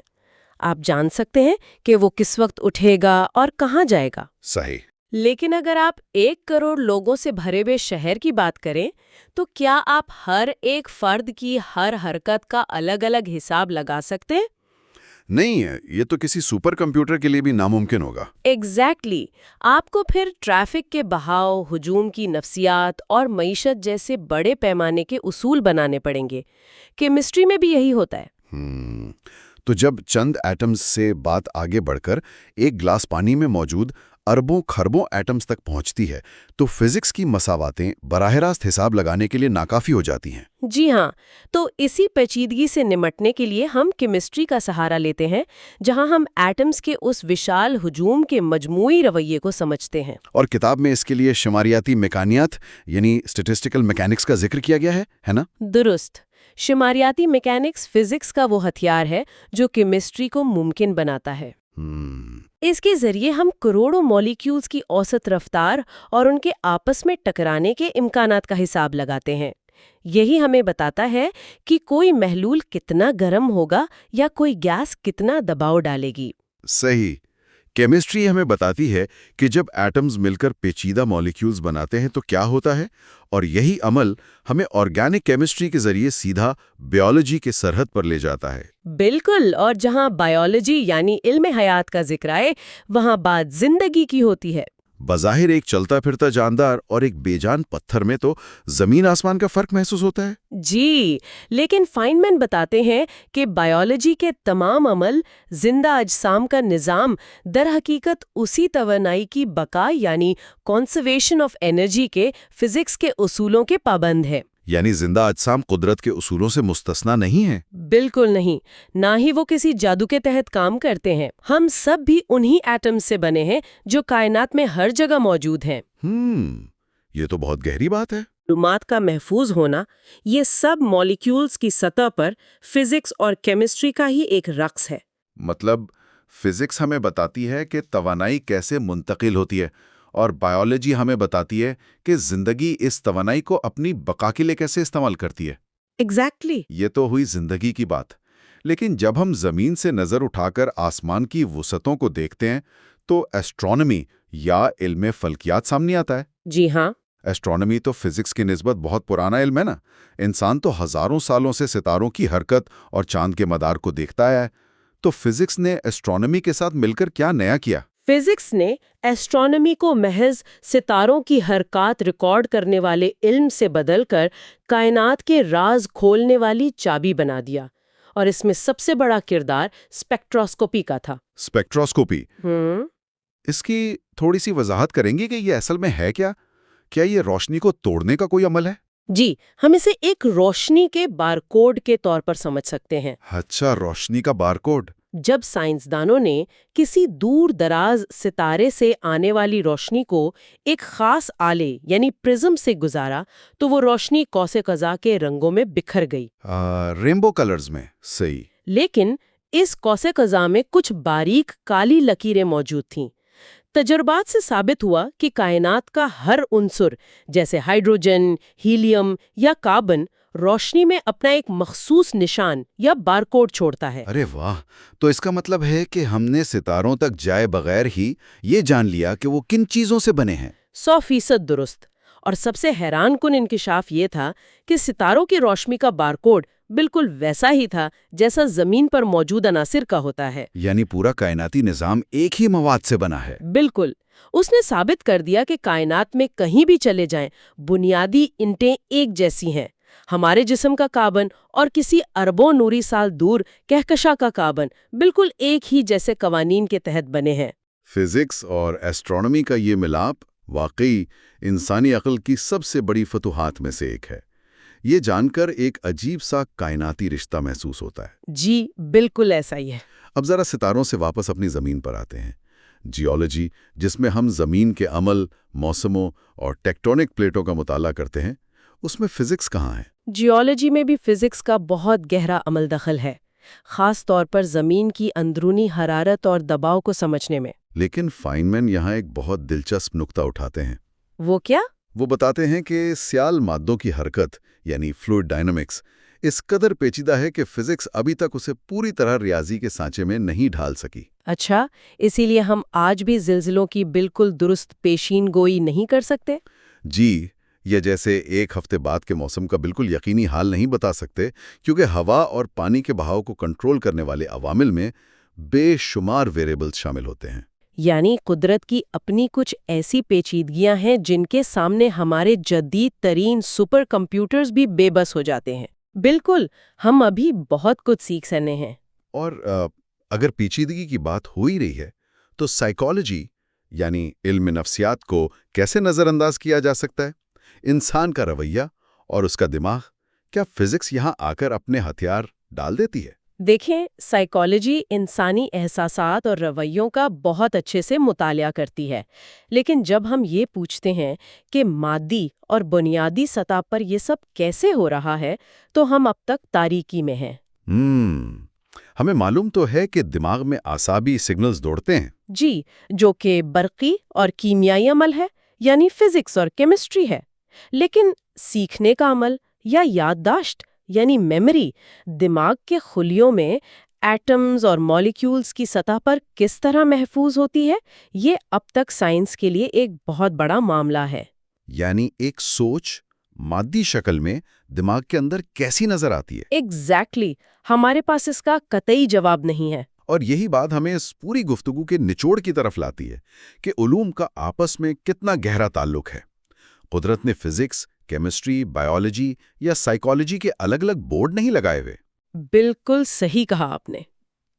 یہ تو ہم انسانوں نے اپنی محدود عقل کی آسانی کے لیے ان پر لیبل لگا دیے ہیں۔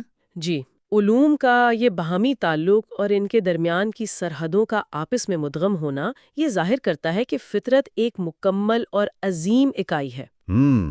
کائنات کی اس شطرنج کی بساط پر موجود ہر مہرہ دوسرے سے ایک پوشیدہ دھاگے کے ذریعے جڑا ہوا ہے۔ ہم ایک شاخ کو سمجھے بغیر کائنات کی پوری تصویر کو کبھی نہیں دیکھ سکتے۔ کیا شاندار خلاصہ ہے! آج کی اس گفتگو نے واقعی کائنات کو دیکھنے کے لیے ہمارے ذہن کے دریچے کھول دیے۔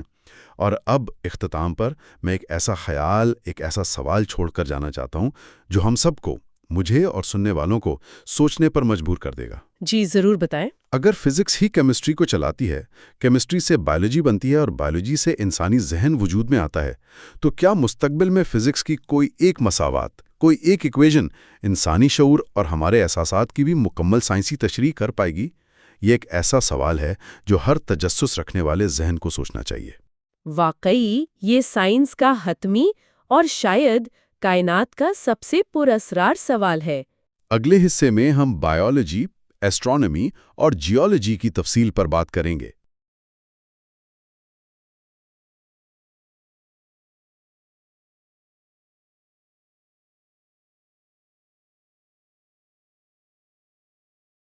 تفصیلی جائزے کا یہ ہمارا پارٹ 4 ہے۔ بالکل، اور پچھلے حصوں میں ہم نے کافی بیسک کانسیپٹس کور کیے تھے، لیکن آج کا مشن تھوڑا الگ ہے۔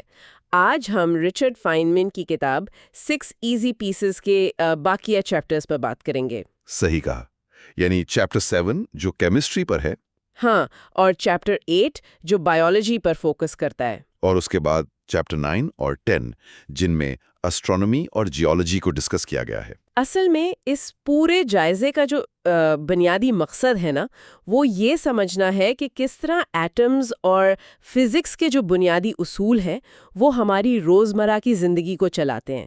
یعنی کیمسٹری ہو، بائیولوجی ہو، تاروں کی چمک ہو یا ہماری اپنی زمین کا نظام۔ دیکھیں، یہ سب الگ الگ لگتے ہیں لیکن اصل میں ایک ہی دھاگے سے جڑے ہوئے ہیں، اور فائنمین کی یہی سب سے بڑی خوبی ہے کہ وہ اس انٹر کنیکشن کو بہت آسانی سے سمجھاتے ہیں۔ تو اس دھاگے کے پہلے سرے کو پکڑتے ہیں، یعنی کیمسٹری۔ ہم بچپن سے سنتے آئے ہیں کہ مادے کی ہر چیز ایٹم سے بنی ہے، لیکن کہانی تب شروع ہوتی ہے جب یہ ایٹمز آپس میں ملتے ہیں۔ ہاں، اصل میں کیمیکل ری ایکشنز جو ہیں وہ کوئی جادو نہیں ہے، وہ دراصل ایٹمز اور آئنز کی صرف ایک ری ارینجمنٹ کا نام ہے۔ یعنی وہ اسپیس میں سے کچھ نیا نہیں بنا رہے ہوتے۔ بالکل نہیں۔ جب ایلیمنٹس اور کمپاؤنڈز آپس میں انٹریکٹ کرتے ہیں تو پرانے بانڈز ٹوٹ جاتے ہیں اور نئے بانڈز بنتے ہیں، اور اس سب میں انرجی انوالوڈ ہوتی ہے۔ اچھا، جیسے گرمی یا روشنی کی شکل میں؟ ہاں، یا کبھی کبھی ایک زبردست دھماکے کی شکل میں بھی۔ مطلب اگر ہم کاربن اور آکسیجن کے ملنے کو دیکھیں تو جب یہ انٹریکٹ کرتے ہیں تو کاربن مونوکسائڈ اور کاربن ڈائی آکسائڈ بنتی ہے۔ اور اس انٹریکشن میں آگ کے شعلے پیدا ہوتے ہیں۔ بالکل، اور یہ صرف آگ تک محدود نہیں ہے۔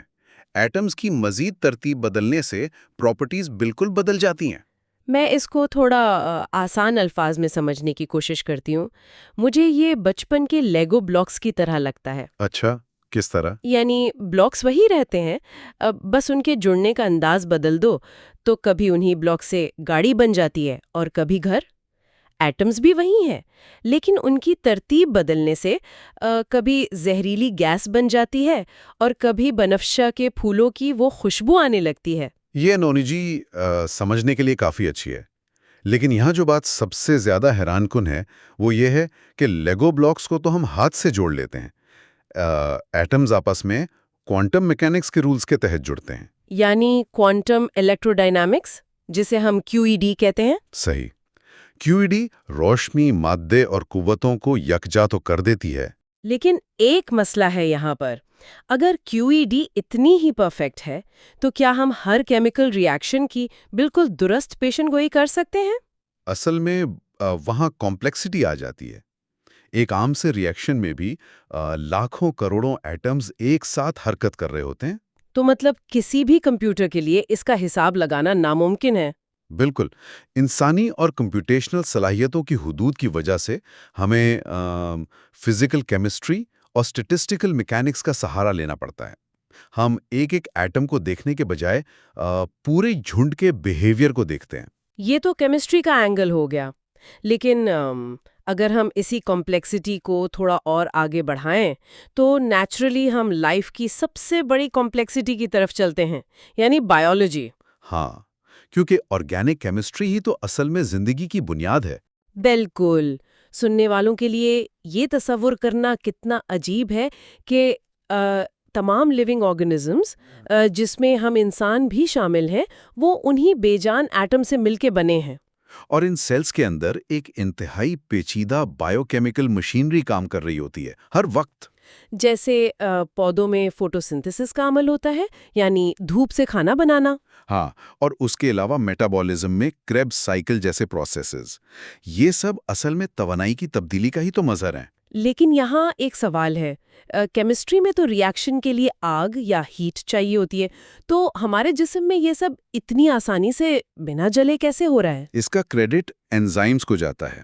انزائمز اصل میں وہ پروٹینز ہیں جو کسی بھی کیمیکل ری ایکشن کے لیے درکار ایکٹیویشن انرجی کو کم کر دیتے ہیں۔ اچھا، یعنی وہ تھوکر لگاتے ہیں ری ایکشن شروع کرنے کے لیے؟ ایک طرح سے ہاں، یہ پروٹینز جسم کے اہم فنکشنز انجام دیتے ہیں، اور یہ امینو ایسڈ سے بنتے ہیں۔ ان کی ایک خاص شیپ ہوتی ہے جو لاک ان کی طرح کام کرتی ہے۔ صحیح، اور یہ شیپ طے کون کرتا ہے؟ یہاں پر DNA کا ذکر آتا ہے نا؟ بالکل، ڈی این اے جو کہ ایک ڈبل ہیلکس سخت رکھتا ہے، وہ اصل میں ہماری جینیٹک انفارمیشن کیری کرتا ہے۔ تو کیا میں DNA کو ایک طرح کا آرکیٹیکچرل بلو پرنٹ کہہ سکتی ہوں اور انزائمز کو ہم کنسٹرکشن ورکرز سمجھ لیں؟ ہاں، یہ انالوجی کافی مفید ہے۔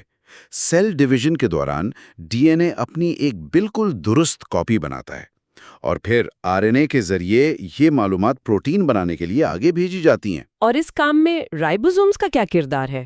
میں نے پڑھا تھا کہ وہ اس کنسٹرکشن سائٹ کے مرکز ہے۔ صحیح پڑھا تھا آپ نے۔ رائبوزومز اس عمل میں پروٹین سنتھسس کے مرکز ہوتے ہیں، جہاں آر این اے کی انسٹرکشنز کو پڑھ کر پروٹینز بنائے جاتے ہیں۔ یہاں ایک بہت دلچسپ اور تھوڑا سا عجیب موڑ آتا ہے۔ اگر ہم واقعی صرف انہی ایٹمز کا مجموعہ ہیں تو کیا ہمارے احساسات، جیسے کسی کو دیکھ کر دل کا دھڑکنا یا خوشی محسوس کرنا، کیا یہ سب بھی محض ایک بائیو کیمیکل ری ایکشن ہے؟ اگر ہم اسے وسیع تر تناظر میں دیکھیں تو یہ پوری سچویشن ایمرجنٹ پراپرٹیز کی مثال ہے۔ ایمرجنٹ پراپرٹیز وہ کیا ہوتی ہیں؟ یعنی جب چھوٹی چھوٹی بے جان چیزیں ایک خاص اور پیچیدہ ترتیب میں آتی ہیں نا، تو ایسی خصوصیات جنم لیتی ہیں جو ان اکیلے ایٹمز میں نہیں ہوتی۔ یہ سوچنا کتنا حیرت انگیز ہے کہ مائکروسکوپ کے نیچے نظر آنے والی یہ بے جان ایٹمز جب جڑتے ہیں تو ان سے لائف وجود میں آتی ہے۔ واو، یعنی کیمسٹری اور بائیولوجی کا ایک بہت ہی خوبصورت ملاپ ہے یہ، بے جان ذروں سے زندہ دھڑکن تک کا سفر۔ بالکل، اور یہ سفر یہاں ختم نہیں ہوتا۔ ان ایٹمز کی کہانی ڈھونڈنے کے لیے ہمیں لائف کے مائکرو لیول سے نکل کر میکرو لیول تک جانا پڑتا ہے۔ میکرو لیول سے آپ کی مراد کائنات اور ستارے ہیں؟ ہاں، ایسٹرونومی کی طرف، کیونکہ ہمارے جسم میں جو ایٹمز ہیں ان کا ماخذ یہیں انہی تاروں میں چھپا ہے۔ یہ بات ہمیشہ سے مجھے فیسنیٹ کرتی ہے۔ ایسٹرونومی تو ویسے بھی فزکس سے بھی پرانی سائنس مانی جاتی ہے۔ صحیح بات ہے، انسان آسمان کو صدیوں سے دیکھ رہا ہے، لیکن اب ہم جانتے ہیں کہ جو ستارے اتنے دور ہیں وہ بھی بالکل زمین جیسے ایٹم سے بنے ہیں۔ لیکن ایک منٹ، ہم نے کسی تارے سے سیمپل تو نہیں لیا نا؟ تو ہمیں اتنی دور بیٹھ کر کیسے پتا کہ ان کی کیمسٹری کیا ہے؟ اس کے لیے ہم اسپیکٹروسکوپی کا استعمال کرتے ہیں۔ اسپیکٹروسکوپی، اس میں ہم لائٹ کی ویوز کو دیکھتے ہیں نا؟ آپ اسے ایٹمز کی موسیقی کی دھن کو پڑھنے سے تشبیہ دے سکتی ہیں۔ اچھا، واو! یعنی ہر ایٹم کی اپنی ایک مخصوص ٹیون یا بار کوڈ ہوتا ہے روشنی کے اندر۔ صحیح پکڑا آپ نے۔ اور اسی ٹیکنیک سے ہم نے ہیلیم جیسا ایلیمنٹ دریافت کیا تھا۔ آپ کو پتہ ہے ہیلیم زمین پر ملنے سے پہلے سورج میں دریافت ہوا تھا۔ ویٹ، واقعی زمین سے پہلے سورج میں؟ ہاں، اور اسی طرح ٹکنیٹیم نام کا ایلیمنٹ بھی سب سے پہلے ستاروں میں ہی دریافت ہوا تھا۔ یہ تو واقعی فزکس کا ایک عظیم کارنامہ ہے، لیکن ان ستاروں کے اندر اتنی توانائی کہاں سے آتی ہے؟ اس عمل کو نیوکلیئر فیوژن کہتے ہیں۔ ستاروں کے مرکز میں انتہائی دباؤ کی وجہ سے ہائیڈروجن کے ایٹمز آپس میں جڑ کر ہیلیم بناتے ہیں، اور اس پروسیس میں بے پناہ انرجی پیدا ہوتی ہے۔ اور جب یہ ہائیڈروجن ختم ہو جاتی ہے تو کیا تب وہ دھماکے ہوتے ہیں جنہیں ہم سپر نووا کہتے ہیں؟ بالکل، اور ہماری کائنات میں موجود آئسوٹوپس کا تناسب یہ ثابت کرتا ہے کہ زمین پر موجود بھاری ایلیمنٹس انہی ستاروں میں ہونے والے دھماکوں یا سپر نووا کے دوران بنے تھے۔ مطلب جو ہم کہتے ہیں کہ we are made of star dust, ہم واقعی ستاروں کی دھول سے بنے ہیں؟ یہ ایک انتہائی اہم سوال کو جنم دیتا ہے، اور ہاں، یہ بالکل سچ ہے۔ کائنات اور انسان کا یہ گہرا تعلق فزکس کی سب سے بڑی کامیابیوں میں سے ایک ہے۔ یعنی زمین کی کیمسٹری سمجھ کر ہم اصل میں پوری کائنات کے راز کھول رہے ہیں۔ بالکل ایسا ہی ہے۔ تو کائنات کی ان وسعت کو سمجھنے کے بعد چلیے واپس اپنی زمین کی طرف آتے ہیں، یعنی جیولوجی کی دنیا میں۔ زمین کا مطالعہ، اور یہاں اب بھی بہت سے ایسے اسرار ہیں جنہیں فزکس مکمل طور پر سلجھا نہیں پائی۔ صحیح۔ جیولوجی میں ہم زمین کے پروسیسز کو دیکھتے ہیں نا، جیسے ارتھ کویکس ہو گئے یا والکینوز، اور ماؤنٹنز کا بننا یا زمین کا کٹاؤ جسے ایروژن کہتے ہیں۔ ہاں، اور ان سب کے پیچھے زمین کے اندر موجود کرنٹس کا ہاتھ ہوتا ہے۔ زمین کے اندر ٹیمپریچر ڈفرنسز کی وجہ سے ایسی کرنٹس پیدا ہوتی ہیں جو زلزلوں اور آتش فشاں کا سبب بنتی ہیں۔ لیکن ان کا مکمل میکینزم ابھی تک پوری طرح سمجھ نہیں آیا ہے نا؟ صحیح کہا۔ سائنسداں زلزلے کی لہروں کی رفتار اور زمین کی ڈینسٹی کے بارے میں تو جانتے ہیں، لیکن ایکسٹریم پریشرز میں مادے کا برتاؤ ابھی تک ایک معمہ ہے۔ تو اس سب کا کیا مطلب ہے؟ میرا مطلب ہے یہ یہاں ایک عجیب سا تضاد ہے۔ کیسا تضاد؟ یہ کتنی حیرت کی بات ہے کہ ہم کروڑوں مائل دور ایک ستارے کے اندر ہونے والے فیوژن کو تو سمجھ سکتے ہیں، لیکن اگلے ہفتے اپنی ہی زمین پر ہونے والی بارش یا زلزلے کی درست پیش گوئی نہیں کر سکتے۔ یہ تضاد بہت دلچسپ ہے، اور یہی سائنس کی خوبصورتی اور اس کی حدود بھی ہیں۔ جب ہم میٹیورولوجی یا ویدر پریڈکشن کی بات کرتے ہیں تو وہاں ہوا کی حرکت انتہائی کیوٹک ہوتی ہے۔ کیوٹک یعنی غیر مستحکم۔ بالکل، اسے ہم ٹربولنٹ فلوئڈز کی کمپلیکسٹی کہتے ہیں۔ ایسے نظام میں تھوڑی سی بھی تبدیلی بہت بڑے اثرات پیدا کر سکتی ہے۔ اچھا، جیسے وہ بٹرفلائی ایفیکٹ ہوتا ہے۔ ہاں بالکل، یہی وجہ ہے کہ موسم کی پیش گوئی ابھی بھی کمپلیکس اور نامکمل ہے۔ یہ ٹربولنٹ فلوئڈز اور کیوس کا نظام ہماری موجودہ کمپیوٹیشنل صلاحیتوں کا سب سے بڑا امتحان ہے۔ مطلب ہم نے ستاروں کا راز تو پا لیا، لیکن زمین کے موسم ابھی بھی ہمیں چکما دے جاتے ہیں۔ اور اسی میں تو سائنس کا مزہ ہے کہ ابھی اور بہت کچھ جاننا باقی ہے۔ صحیح۔ تو اگر ہم ان تمام سورسز اور باتوں کا نچوڑ نکالیں تو وہ یہ بنتا ہے کہ فزکس، کیمسٹری، بائیولوجی، اسٹرانومی اور جیولوجی یہ سب الگ الگ فیلڈ نہیں ہیں۔ بالکل نہیں، یہ سب ایٹمز کے باہمی تعامل اور طبی قوانین کی ایک ہی زنجیر سے جڑے ہوئے ہیں۔ ایک ہی دھاگا ہے جو ان سب کو پرو کر رکھتا ہے۔ صحیح۔ اب آخر میں سننے والوں کے لیے ایک آخری خیال چھوڑ کر جانا چاہتی ہوں میں، اس پر ضرور غور کیجیے گا۔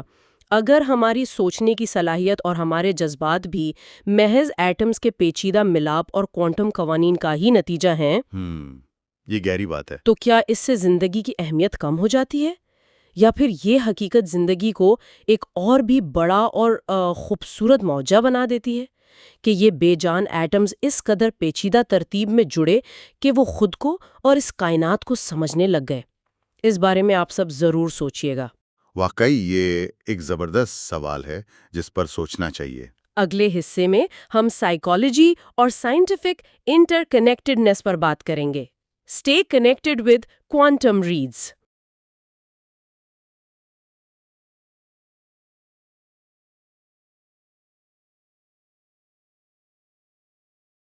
کوانٹم ریڈز میں خوش آمدید. یہ ہمارا پارٹ 5 ہے. جی بالکل، اور آج کی گفتگو بہت خاص ہونے والی ہے. ہاں، اس حصے میں ہم درج ذیل چیپٹرز پر بات کریں گے. چیپٹر 11 سائیکالوجی اور چیپٹر 12 انٹرکنیکشن آف سائنسز. اور یہ دونوں چیپٹرز اگر دیکھا جائے تو ہماری عام سوچ کو چیلنج کرتے ہیں. بالکل. تو آج کے اس تفصیلی جائزے میں ہم رچرڈ فائنمین کی بہت ہی مشہور کتاب 6 ایزی پیسز کے سورسز کو بنیاد بنا رہے ہیں. اور آج کا جو ہمارا مشن ہے نا، وہ یہ سمجھنا ہے کہ یہ جو انسانی ذہن ہے وہ آخر کام کیسے کرتا ہے، مطلب سیکھنے کا عمل کیا ہے، اور سب سے اہم بات یہ کہ کیسے کائنات کے تمام علوم دراصل ایک ہی زنجیر کی کڑیاں ہیں. صحیح. اور میں یہاں یہ بھی اضافہ کرنا چاہوں گا کہ آج کی یہ جو گفتگو ہے یہ سننے والوں کو چیزوں کو الگ الگ خانوں میں بانٹنے کے بجائے ایک بہت ہی وسیع اور جڑے ہوئے کینوس پر دیکھنے میں مدد دے گی، جسے ہم عام طور پر بگ پکچر کہتے ہیں. ہاں، وہ جو ایک بڑی تصویر ہوتی ہے.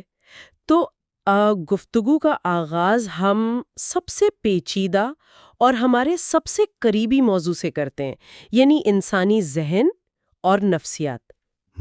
بالکل. مطلب جب ہم سائنس کی بات کرتے ہیں تو ذہن میں ایک خاص قسم کی درستگی آتی ہے نا؟ جیسے کوئی مشین ہو، اگر ہڈی ٹوٹ جائے تو ایکس رے میں واضح لکیر نظر آ جاتی ہے کہ بھائی یہاں فریکچر ہے. ہاں، وہ ایک بہت ہی بلیک اینڈ وائٹ سی چیز ہوتی ہے، یا تو ہڈی ٹوٹی ہے یا نہیں ٹوٹی. ایگزیکٹلی. لیکن جب ہم نفسیات یا انسانی رویوں کی طرف آتے ہیں تو اچانک لگتا ہے جیسے وہ ایکس رے مشین ہی خراب ہو گئی ہو. سب کچھ بہت دھندلا سا ہو جاتا ہے. یہ بڑی زبردست تشبیہ دی ہے آپ نے. نفسیات کی دنیا واقعی بہت دھندلی ہے. سورسز لی یہی بتاتے ہیں کہ سائنس نے ہمارے اعصابی نظام یعنی جو نروس سسٹم ہے اس کی فزیولوجی میں تو بہت ترقی کر لی ہے. ہاں، مطلب ہمیں پتا ہے کہ آنکھ کیسے کام کرتی ہے یا درد کیسے محسوس ہوتا ہے. بالکل. لیکن جو سیکھنے کا عمل ہے یعنی لرننگ، اور جو ہماری یادداشت یا میموری ہے، اسے آج تک ہم مکمل طور پر نہیں سمجھ سکے. فائنمین نے بھی اس بات کی خاص طور پر نشاندہی کی ہے کہ سائیکالوجی ابھی تک ان بنیادی چیزوں کو فزکس یا کیمسٹری کی طرح نہیں سمجھ پائی. اوہ واہ. تو میں یہاں ایک مثال دینا چاہوں گی. ہم اکثر دماغ کو ایک جدید کمپیوٹر سے تشبیہ دیتے ہیں نا. ہاں، بہت عام سی بات ہے یہ. تو میرا سوال یہ ہے کہ جب ہم کچھ نیا سیکھتے ہیں تو کیا ہمارے دماغ کے اندر، مطلب اس کی ہارڈ ڈرائیو یا خلیوں کی ساخت میں کوئی طبعی یا فزیکل تبدیلی آتی ہے؟ دیکھیں، یہ کمپیوٹر والی تشبیہ کچھ حد تک تو ٹھیک لگتی ہے، لیکن اگر سچ کہوں تو یہ انسانی رویوں کی جو پیچیدگی ہے نا، اسے سلجھانے میں ناکام رہتی ہے. اچھا، وہ کیسے؟ کیونکہ جب کوئی انسان کچھ سیکھتا ہے تو خلیات یا سیلز میں ایگزیکٹلی کیا تبدیلی آتی ہے، کنیکشنز کیسے بنتے ہیں، یہ آج بھی نفسیات کا ایک بہت بڑا معمہ ہے. مطلب ہم رویے کو بدلتے ہوئے دیکھ سکتے ہیں، لیکن اس کے پیچھے کی جو مکمل مالیکولر مشینری ہے وہ ابھی تک ایک راز ہے. یہ تو واقعی حیران کن ہے کہ ہم ایٹم کو تو سمجھ گئے لیکن اپنے دماغ کو نہیں سمجھ پائے. بالکل. اور شاید اسی دھندلے پن کی وجہ سے کچھ ایسے نظریات نے جنم لیے جن پر فائنمین نے بہت سخت تنقید کی. اوہ، آپ سائیکو اینالیسس کی بات کر رہے ہیں؟ جی ہاں، فائنمین نے سائیکو اینالیسس یعنی نفسیاتی تجزیے پر کڑی تنقید کی ہے. سورسز کے مطابق انہوں نے اسے سائنسی بنیادوں سے بالکل عاری قرار دیا ہے. ہاں، میں نے بھی پڑھا تھا کہ انہوں نے تو اسے کسی حد تک جادو ٹونے یا وچ ڈاکٹرنگ کے مترادف قرار دیا تھا. بالکل. اور اس کی وجہ یہ ہے کہ سائیکو انالیسس کے نتائج کو آپ لیبارٹری میں ماپ نہیں سکتے. ان کی کوئی ایمپیریکل ویلیڈیشن یا تجرباتی توثیق نہیں ہے. لیکن ایک منٹ ذرا رکیے، یہ تو بہت سخت الفاظ ہیں. فرائیڈ اور ان کے بعد آنے والوں نے تو پوری ایک فیلڈ کھڑی کر دی. تو کیا اس سب کو صرف اس لیے مسترد کر دیا جائے کہ وہ لیبارٹری میں ٹیسٹ نہیں ہو سکتا؟ فائنمین کا اعتراض ذاتی نہیں تھا. اس کو سمجھنے کے لیے ہمیں کارل پاپر کا حوالہ دیکھنا ہوگا. کارل پاپر نے ڈی مارکیشن پرابلم کا نظریہ دیا تھا. اچھا، یہ ڈی مارکیشن پرابلم کیا ہے؟ یعنی یہ طے کرنا کہ کون سی چیز خالص سائنس ہے اور کون سی نہیں. پاپر کا کہنا تھا کہ نفسیاتی مظاہر یا سائیکولوجیکل فینومینا کو خالص سائنسی اصولوں میں قید کرنا مشکل ہے. مطلب سائنس ہونے کے لیے کسی نظریے کا غلط ثابت ہونے کے قابل ہونا ضروری ہے؟ بالکل، جسے فالسیفیکیشن کہتے ہیں۔ اگر ایک ماہر نفسیات کہتا ہے کہ آپ کے بچپن کے کسی واقعے کی وجہ سے آپ آج غصہ کرتے ہیں، تو آپ اس بات کو ریاضی کے کسی فارمولے کی طرح غلط ثابت نہیں کر سکتے۔ یہ بس ایک تشریح ہے۔ اسی لیے فائن مین اسے خالص سائنس نہیں مانتے تھے۔ صحیح۔ یعنی اگر کوئی تجربہ اسے غلط ثابت ہی نہیں کر سکتا تو وہ سائنس کے دائرے سے باہر ہو جاتا ہے۔ ایگزیکٹلی۔ اچھا چلیں، انسان تو بہت پیچیدہ ہیں، ہم مان لیتے ہیں، ہمارے جذبات، ہماری یادیں سب بہت الجھا ہوا ہے، لیکن اگر ہم جانوروں کی بات کریں تو؟ جانوروں کی مطلب کس حوالے سے؟ مطلب جانور تو انسانوں جتنے پیچیدہ نہیں ہوتے نا، تو کیا ہم جانوروں کے رویے اور ان کے سیکھنے کے عمل کو پوری طرح سمجھ چکے ہیں؟ یہیں سے تو نفسیات کا تعلق فزکس سے جوڑنا شروع ہوتا ہے، اور حیرت کی بات یہ ہے کہ جانوروں کو بھی ہم پوری طرح نہیں سمجھ پائے۔ واقعی؟ ہاں نا، سورسز واضح کرتے ہیں کہ کتوں جیسے جانوروں کے رویے اور ان کا جو سیکھنے کا عمل ہے وہ بھی ابھی تک مکمل طور پر ہماری سمجھ میں نہیں آیا۔ لیکن ایسا کیوں ہے؟ کیونکہ ان کے دماغی رابطوں اور انٹر کنیکشنز کی پیچیدگی اتنی زیادہ ہے کہ وہ کسی بھی سیدھے سادھے تجزیے کے راستے میں رکاوٹ بن جاتی ہے۔ ہم صرف کتے کو کرتب کرتے دیکھتے ہیں، لیکن اندرونی سرکٹ کیسے کام کر رہا ہے یہ ایک معمہ ہے۔ لیکن میں یہاں تھوڑا سا پش بیک دینا چاہوں گی۔ جی بالکل۔ دیکھیں، سائنس نے اتنی زیادہ ترقی کر لی ہے، ہم چاند پر پہنچ گئے ہیں، پھر بھی ہم یقین سے نہیں کہہ سکتے کہ ایک کتا جب کوئی کرتب سیکھتا ہے یا بال پکڑتا ہے تو اس کے دماغ میں ایٹمی سطح پر کیا ہوتا ہے۔ ہاں، یہ سننے میں عجیب لگتا ہے، لیکن سچ یہی ہے۔ اور اس کی وجہ یہ ہے کہ فزکس ہر علم کی مدد نہیں کر سکتی جب تک کہ وہ علم اپنی بات فزکس کی زبان میں نہ کرے۔ فزکس کی زبان؟ اس سے آپ کی کیا مراد ہے؟ مطلب سورسز ایک بہت دلچسپ مثال دیتے ہیں۔ اگر آپ فزکس سے کہیں کہ ایک مینڈک چھلانگ لگا رہا ہے، اس کی وضاحت کرو، تو فزکس خاموش رہے گی۔ اچھا، فزکس کو مینڈک کی چھلانگ سے کیا مسئلہ ہے؟ مسئلہ یہ ہے کہ فزکس مینڈک یا چھلانگ جیسے الفاظ نہیں سمجھتی۔ فزکس تبھی مدد کر سکتی ہے جب آپ اس عمل کو صرف دیکھنے کے بجائے اس کے پٹھوں اور مالیکیولز کی سطح پر بیان کریں۔ مطلب آپ کو بتانا پڑے گا کہ مینڈک کے پٹھوں میں پروٹینز کیسے حرکت کر رہے ہیں، انرجی کیسے استعمال ہو رہی ہے۔ بالکل درست۔ جب آپ بتائیں گے کہ پٹھوں کے اندر کیمیکل بانڈز ٹوٹ رہے ہیں اور اتنی انرجی ریلیز ہو رہی ہے، تب فزکس اپنے قوانین لاگو کرے گی اور بتائے گی کہ ہاں بھائی، اتنی فورس پیدا ہوئی ہے تو مینڈک اتنی دور جا کر گرے گا۔ واہ، یہ تو بہت ہی زبردست بات ہے۔ یعنی آپ کو بیولوجی کو فزکس کے الفاظ میں ٹرانسلیٹ کرنا پڑتا ہے۔ ایگزیکٹلی۔ اور فزکس کی زبان میں دیگر علوم کو سمجھنے کی یہ جو ضرورت ہے، یہ ہمیں ایک بہت ہی اہم حقیقت کی طرف لے جاتی ہے، اور وہ حقیقت یہ ہے کہ تمام سائنسز، مطلب کائنات کے تمام علوم آپس میں جڑے ہوئے ہیں۔ یہ وہی انٹر کنیکشن آف سائنسز ہے جس کا ہم نے شروع میں ذکر کیا تھا۔ جی، ہمارا اگلا اہم حصہ سورسز اس بات پر بہت زور دیتے ہیں کہ فطرت میں یعنی نیچر میں کوئی باؤنڈریز یا سرحدیں نہیں ہیں۔ تو یہ جو ہم اسکولوں اور یونیورسٹیوں میں بیولوجی، کیمسٹری اور فزکس کے الگ الگ ڈپارٹمنٹس دیکھتے ہیں، یہ سب کیا ہے؟ یہ صرف اور صرف انسانوں کی اپنی سہولت کے لیے ہے۔ ہم چیزوں کو خانوں میں بانٹتے ہیں کیونکہ ہمارا ذہن ایک ہی وقت میں اتنی بڑی اور پیچیدہ کائنات کو ہضم نہیں کر سکتا، لیکن کائنات کو اس سے کوئی غرض نہیں کہ ہم نے اسے کن خانوں میں بانٹا ہے۔ یہ تو بہت گہری بات ہے۔ مطلب کائنات کے لیے تو سب کچھ ایک ہی پروسیس ہے، لیکن میں نے سورسز میں ایک تاریخی تناظر کے بارے میں بھی پڑھا تھا۔ وہ کیا تھا کہ مختلف سائنسز وقت کو الگ الگ انداز میں دیکھتی ہیں۔ ہاں، یہ ایک بہت ہی دلچسپ فرق ہے۔ اگر آپ جیولوجی یعنی علم الارض اور بایولوجی کو دیکھیں تو ان میں تاریخ بہت اہم ہوتی ہے۔ تاریخ اہم ہوتی ہے مطلب ارتقاء کے حوالے سے؟ بالکل۔ بایولوجی میں ہم دیکھتے ہیں کہ جانور لاکھوں سالوں میں کیسے بدلے۔ جیولوجی میں ہم پڑھتے ہیں کہ پہاڑ اور زمین کی تہیں ماضی میں کیسے وجود میں آئیں۔ یعنی یہ دونوں علوم اس بات پر فوکس کرتے ہیں کہ ماضی میں کیا ہوا تھا۔ صحیح ہے۔ لیکن فزکس کا معاملہ تھوڑا الگ ہے۔ فزکس میں فی الحال اس قسم کے تاریخی سوالات نہیں پڑھے جاتے۔ اچھا، مطلب فزکس یہ نہیں پوچھتی کہ طبعی قوانین یعنی فزیکل لاز ماضی میں کیسے تبدیل ہوئے؟ بالکل نہیں۔ فزکس یہ جاننا چاہتی ہے کہ قانون آج کیسے کام کر رہا ہے۔ کیا گریوٹی کل کچھ اور تھی اور آج کچھ اور ہے؟ فزکس اس بحث میں فی الحال نہیں پڑتی، وہ ان اصولوں کو مستقل مان کر چلتی ہے۔ تو اس کا مطلب یہ ہے کہ فزکس کو دوسرے علوم کے ساتھ کمپیٹیبل ہونا چاہیے تاکہ ہم پوری کائنات کا ایک درست ماڈل بنا سکیں۔ 100% درست۔ یہ تمام علوم جب آپس میں ملتے ہیں تو یہی علم کی اصل طاقت بن جاتی ہے۔ واہ! اور اسی باہمی ربط کو سمجھانے کے لیے فائنمن نے ایک بہت ہی میں کہوں گی ایک خوبصورت اور شاعرانہ مثال دی تھی۔ وہ شراب کے گلاس والی مثال؟ ہاں، the universe in a glass of وائن۔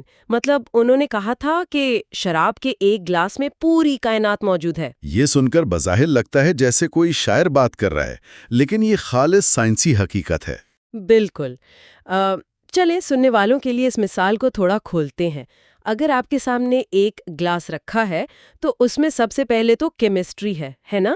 جی، وہ جو خمیر بننے کا عمل ہے یعنی فرمنٹیشن، وہ پورا ایک کیمیکل ریاکشن ہے۔ اور پھر اس خمیر کو بنانے والے جرثومے اور وہ انگور جس سے یہ مشروب بنا، اس کے خلیات، یہ سب بائیولوجی کا حصہ ہو گئے۔ بالکل۔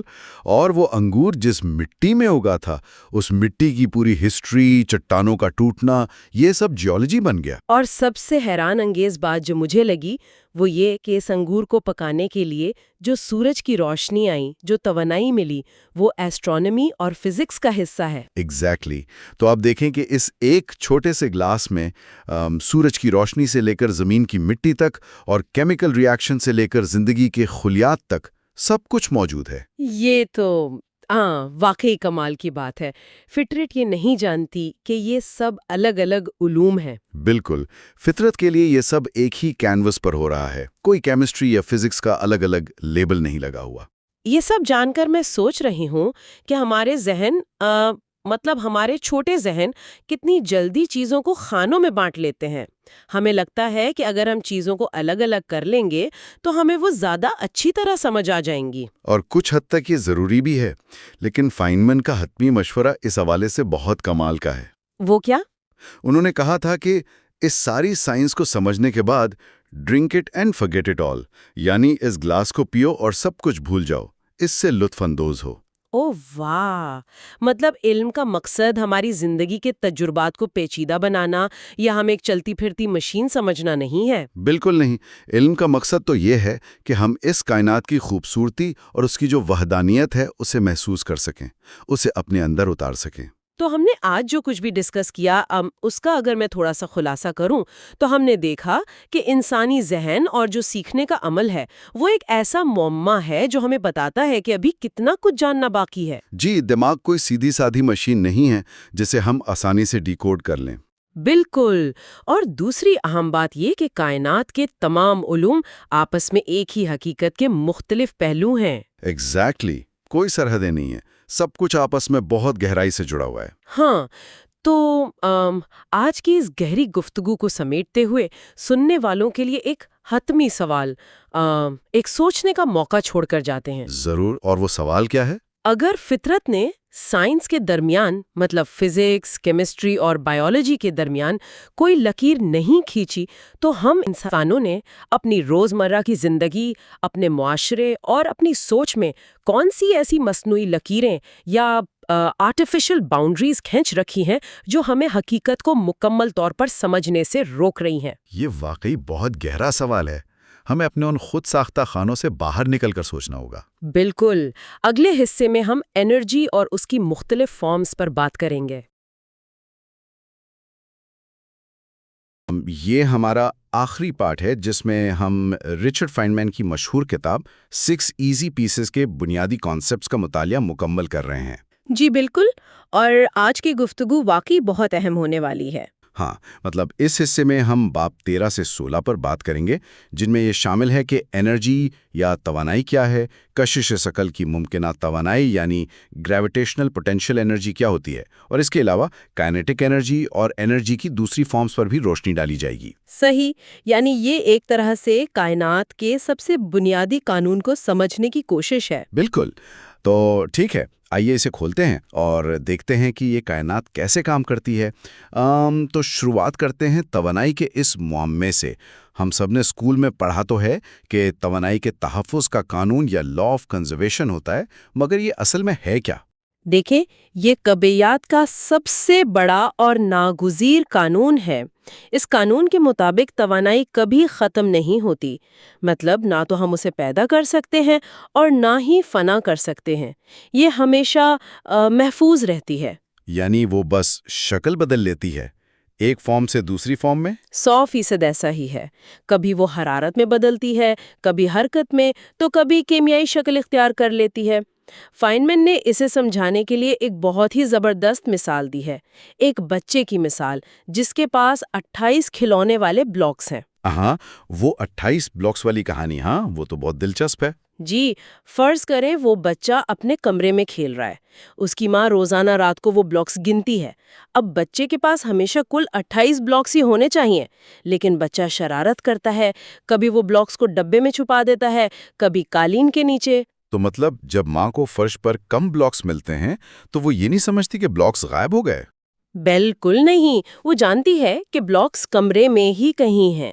وہ ڈبے کا وزن کرتی ہے اور حساب لگا لیتی ہے کہ اندر کتنے بلاکس ہیں، یا اگر پانی کے ٹب میں پانی کی سطح اونچی ہو تو وہ اس سے اندازہ لگا لیتی ہے کہ کتنے بلاکس پانی میں گرے ہیں۔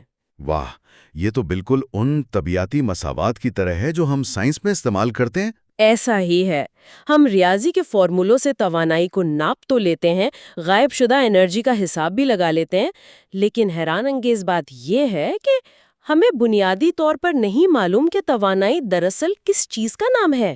ایک منٹ، کیا مطلب ہمیں نہیں معلوم؟ جی ہاں، مطلب ہم اس کے اثرات کو میجر کرتے ہیں، نمبرز کیلکولیٹ کرتے ہیں، لیکن انرجی کوئی مادی چیز نہیں ہے جسے آپ چھو سکیں، یہ ایک خالص ریاضیاتی مقدار ہے۔ یہ تو واقعی سوچنے والی بات ہے۔ یہ بالکل سیسوں پر کھیلنے کی طرح لگ رہا ہے مجھے۔ سیسا؟ وہ کیسے؟ یعنی جب ایک طرف کا وزن اوپر جاتا ہے تو دوسری طرف کا نیچے آتا ہے، کل توانائی ہمیشہ متوازن رہتی ہے۔ لیکن یہاں یہ سوال پیدا ہوتا ہے کہ کیا اس کا مطلب یہ ہے کہ ہم طبیعت میں صرف ان نمبروں کا حساب کتاب کر رہے ہیں جن کی اصل نوعیت سے ہم خود بھی ناواقف ہیں؟ بالکل صحیح پکڑا آپ نے۔ ہم صرف یہ جانتے ہیں کہ مساوات کے دونوں طرف کا حساب برابر ہونا چاہیے۔ اگر ایک جگہ سے انرجی غائب ہوئی ہے تو وہ کہیں اور چلی گئی ہے۔ تو اگر انرجی کبھی غائب نہیں ہوتی تو فرض کریں ایک پتھر زمین پر بالکل ساکت پڑا ہے، اس میں کوئی حرکت نہیں ہے، تو کیا اس کی توانائی صفر ہے؟ وہ توانائی کہاں گئی؟ یہیں سے گریویٹیشنل پوٹینشل انرجی یعنی کشش ثقل کی ممکنہ توانائی کا تصور شروع ہوتا ہے۔ جب کوئی چیز ساکت ہوتی ہے تو اس کا یہ مطلب نہیں کہ اس میں انرجی نہیں ہے، اس کی انرجی دراصل اس کی پوزیشن میں چھپی ہوتی ہے۔ پوزیشن میں؟ یعنی اس کی اونچائی میں؟ جی، اس کا انحصار دو چیزوں پر ہوتا ہے، چیز کی اونچائی اور اس کی کمیت یعنی ماس۔ اگر ہم وزن اٹھانے والی مشینوں مثلاً ریورسبل مشینز کو دیکھیں تو کرین جب پتھر کو اوپر اٹھاتی ہے تو وہ کشش ثقل کے خلاف کام کرتی ہے۔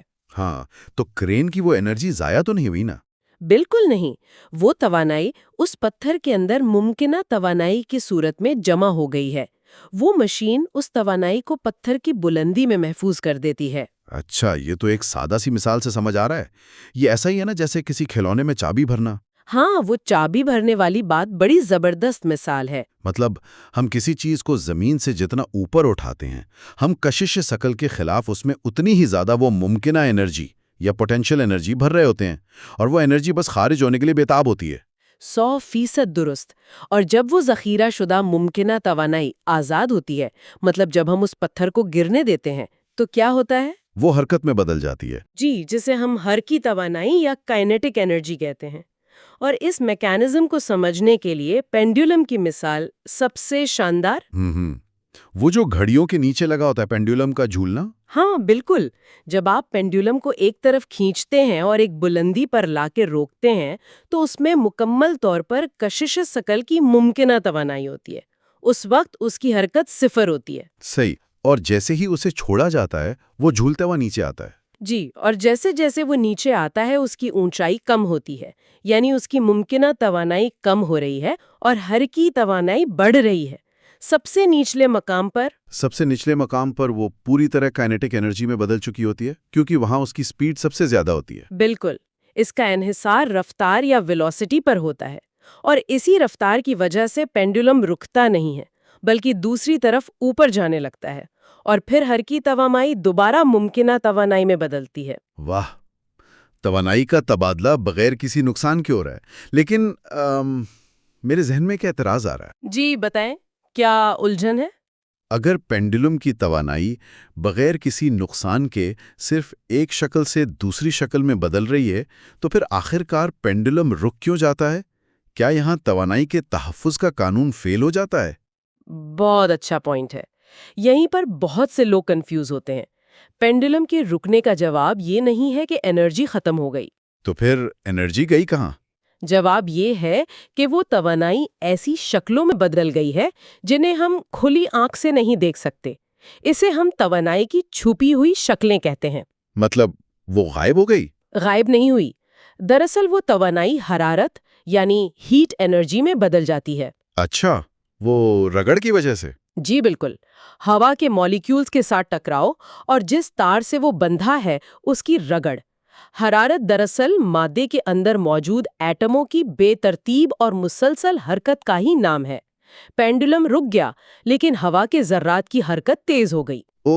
تو مطلب موشن بڑے اسکیل سے چھوٹے اسکیل پر منتقل ہو گیا۔ کیا بات ہے! اور کون سی چھپی ہوئی شکلیں ہیں انرجی کی؟ جیسے الاسٹک انرجی ہے، ایک کھچا ہوا اسپرنگ لیں، اس میں بھی توانائی محفوظ ہے۔ پھر کیمیائی توانائی ہے جو کیمیائی تعاملات یا کیمیکل ری ایکشن سے خارج ہوتی ہے، جیسے پیٹرول کا جلنا یا کھانا ہضم ہونا؟ بالکل صحیح۔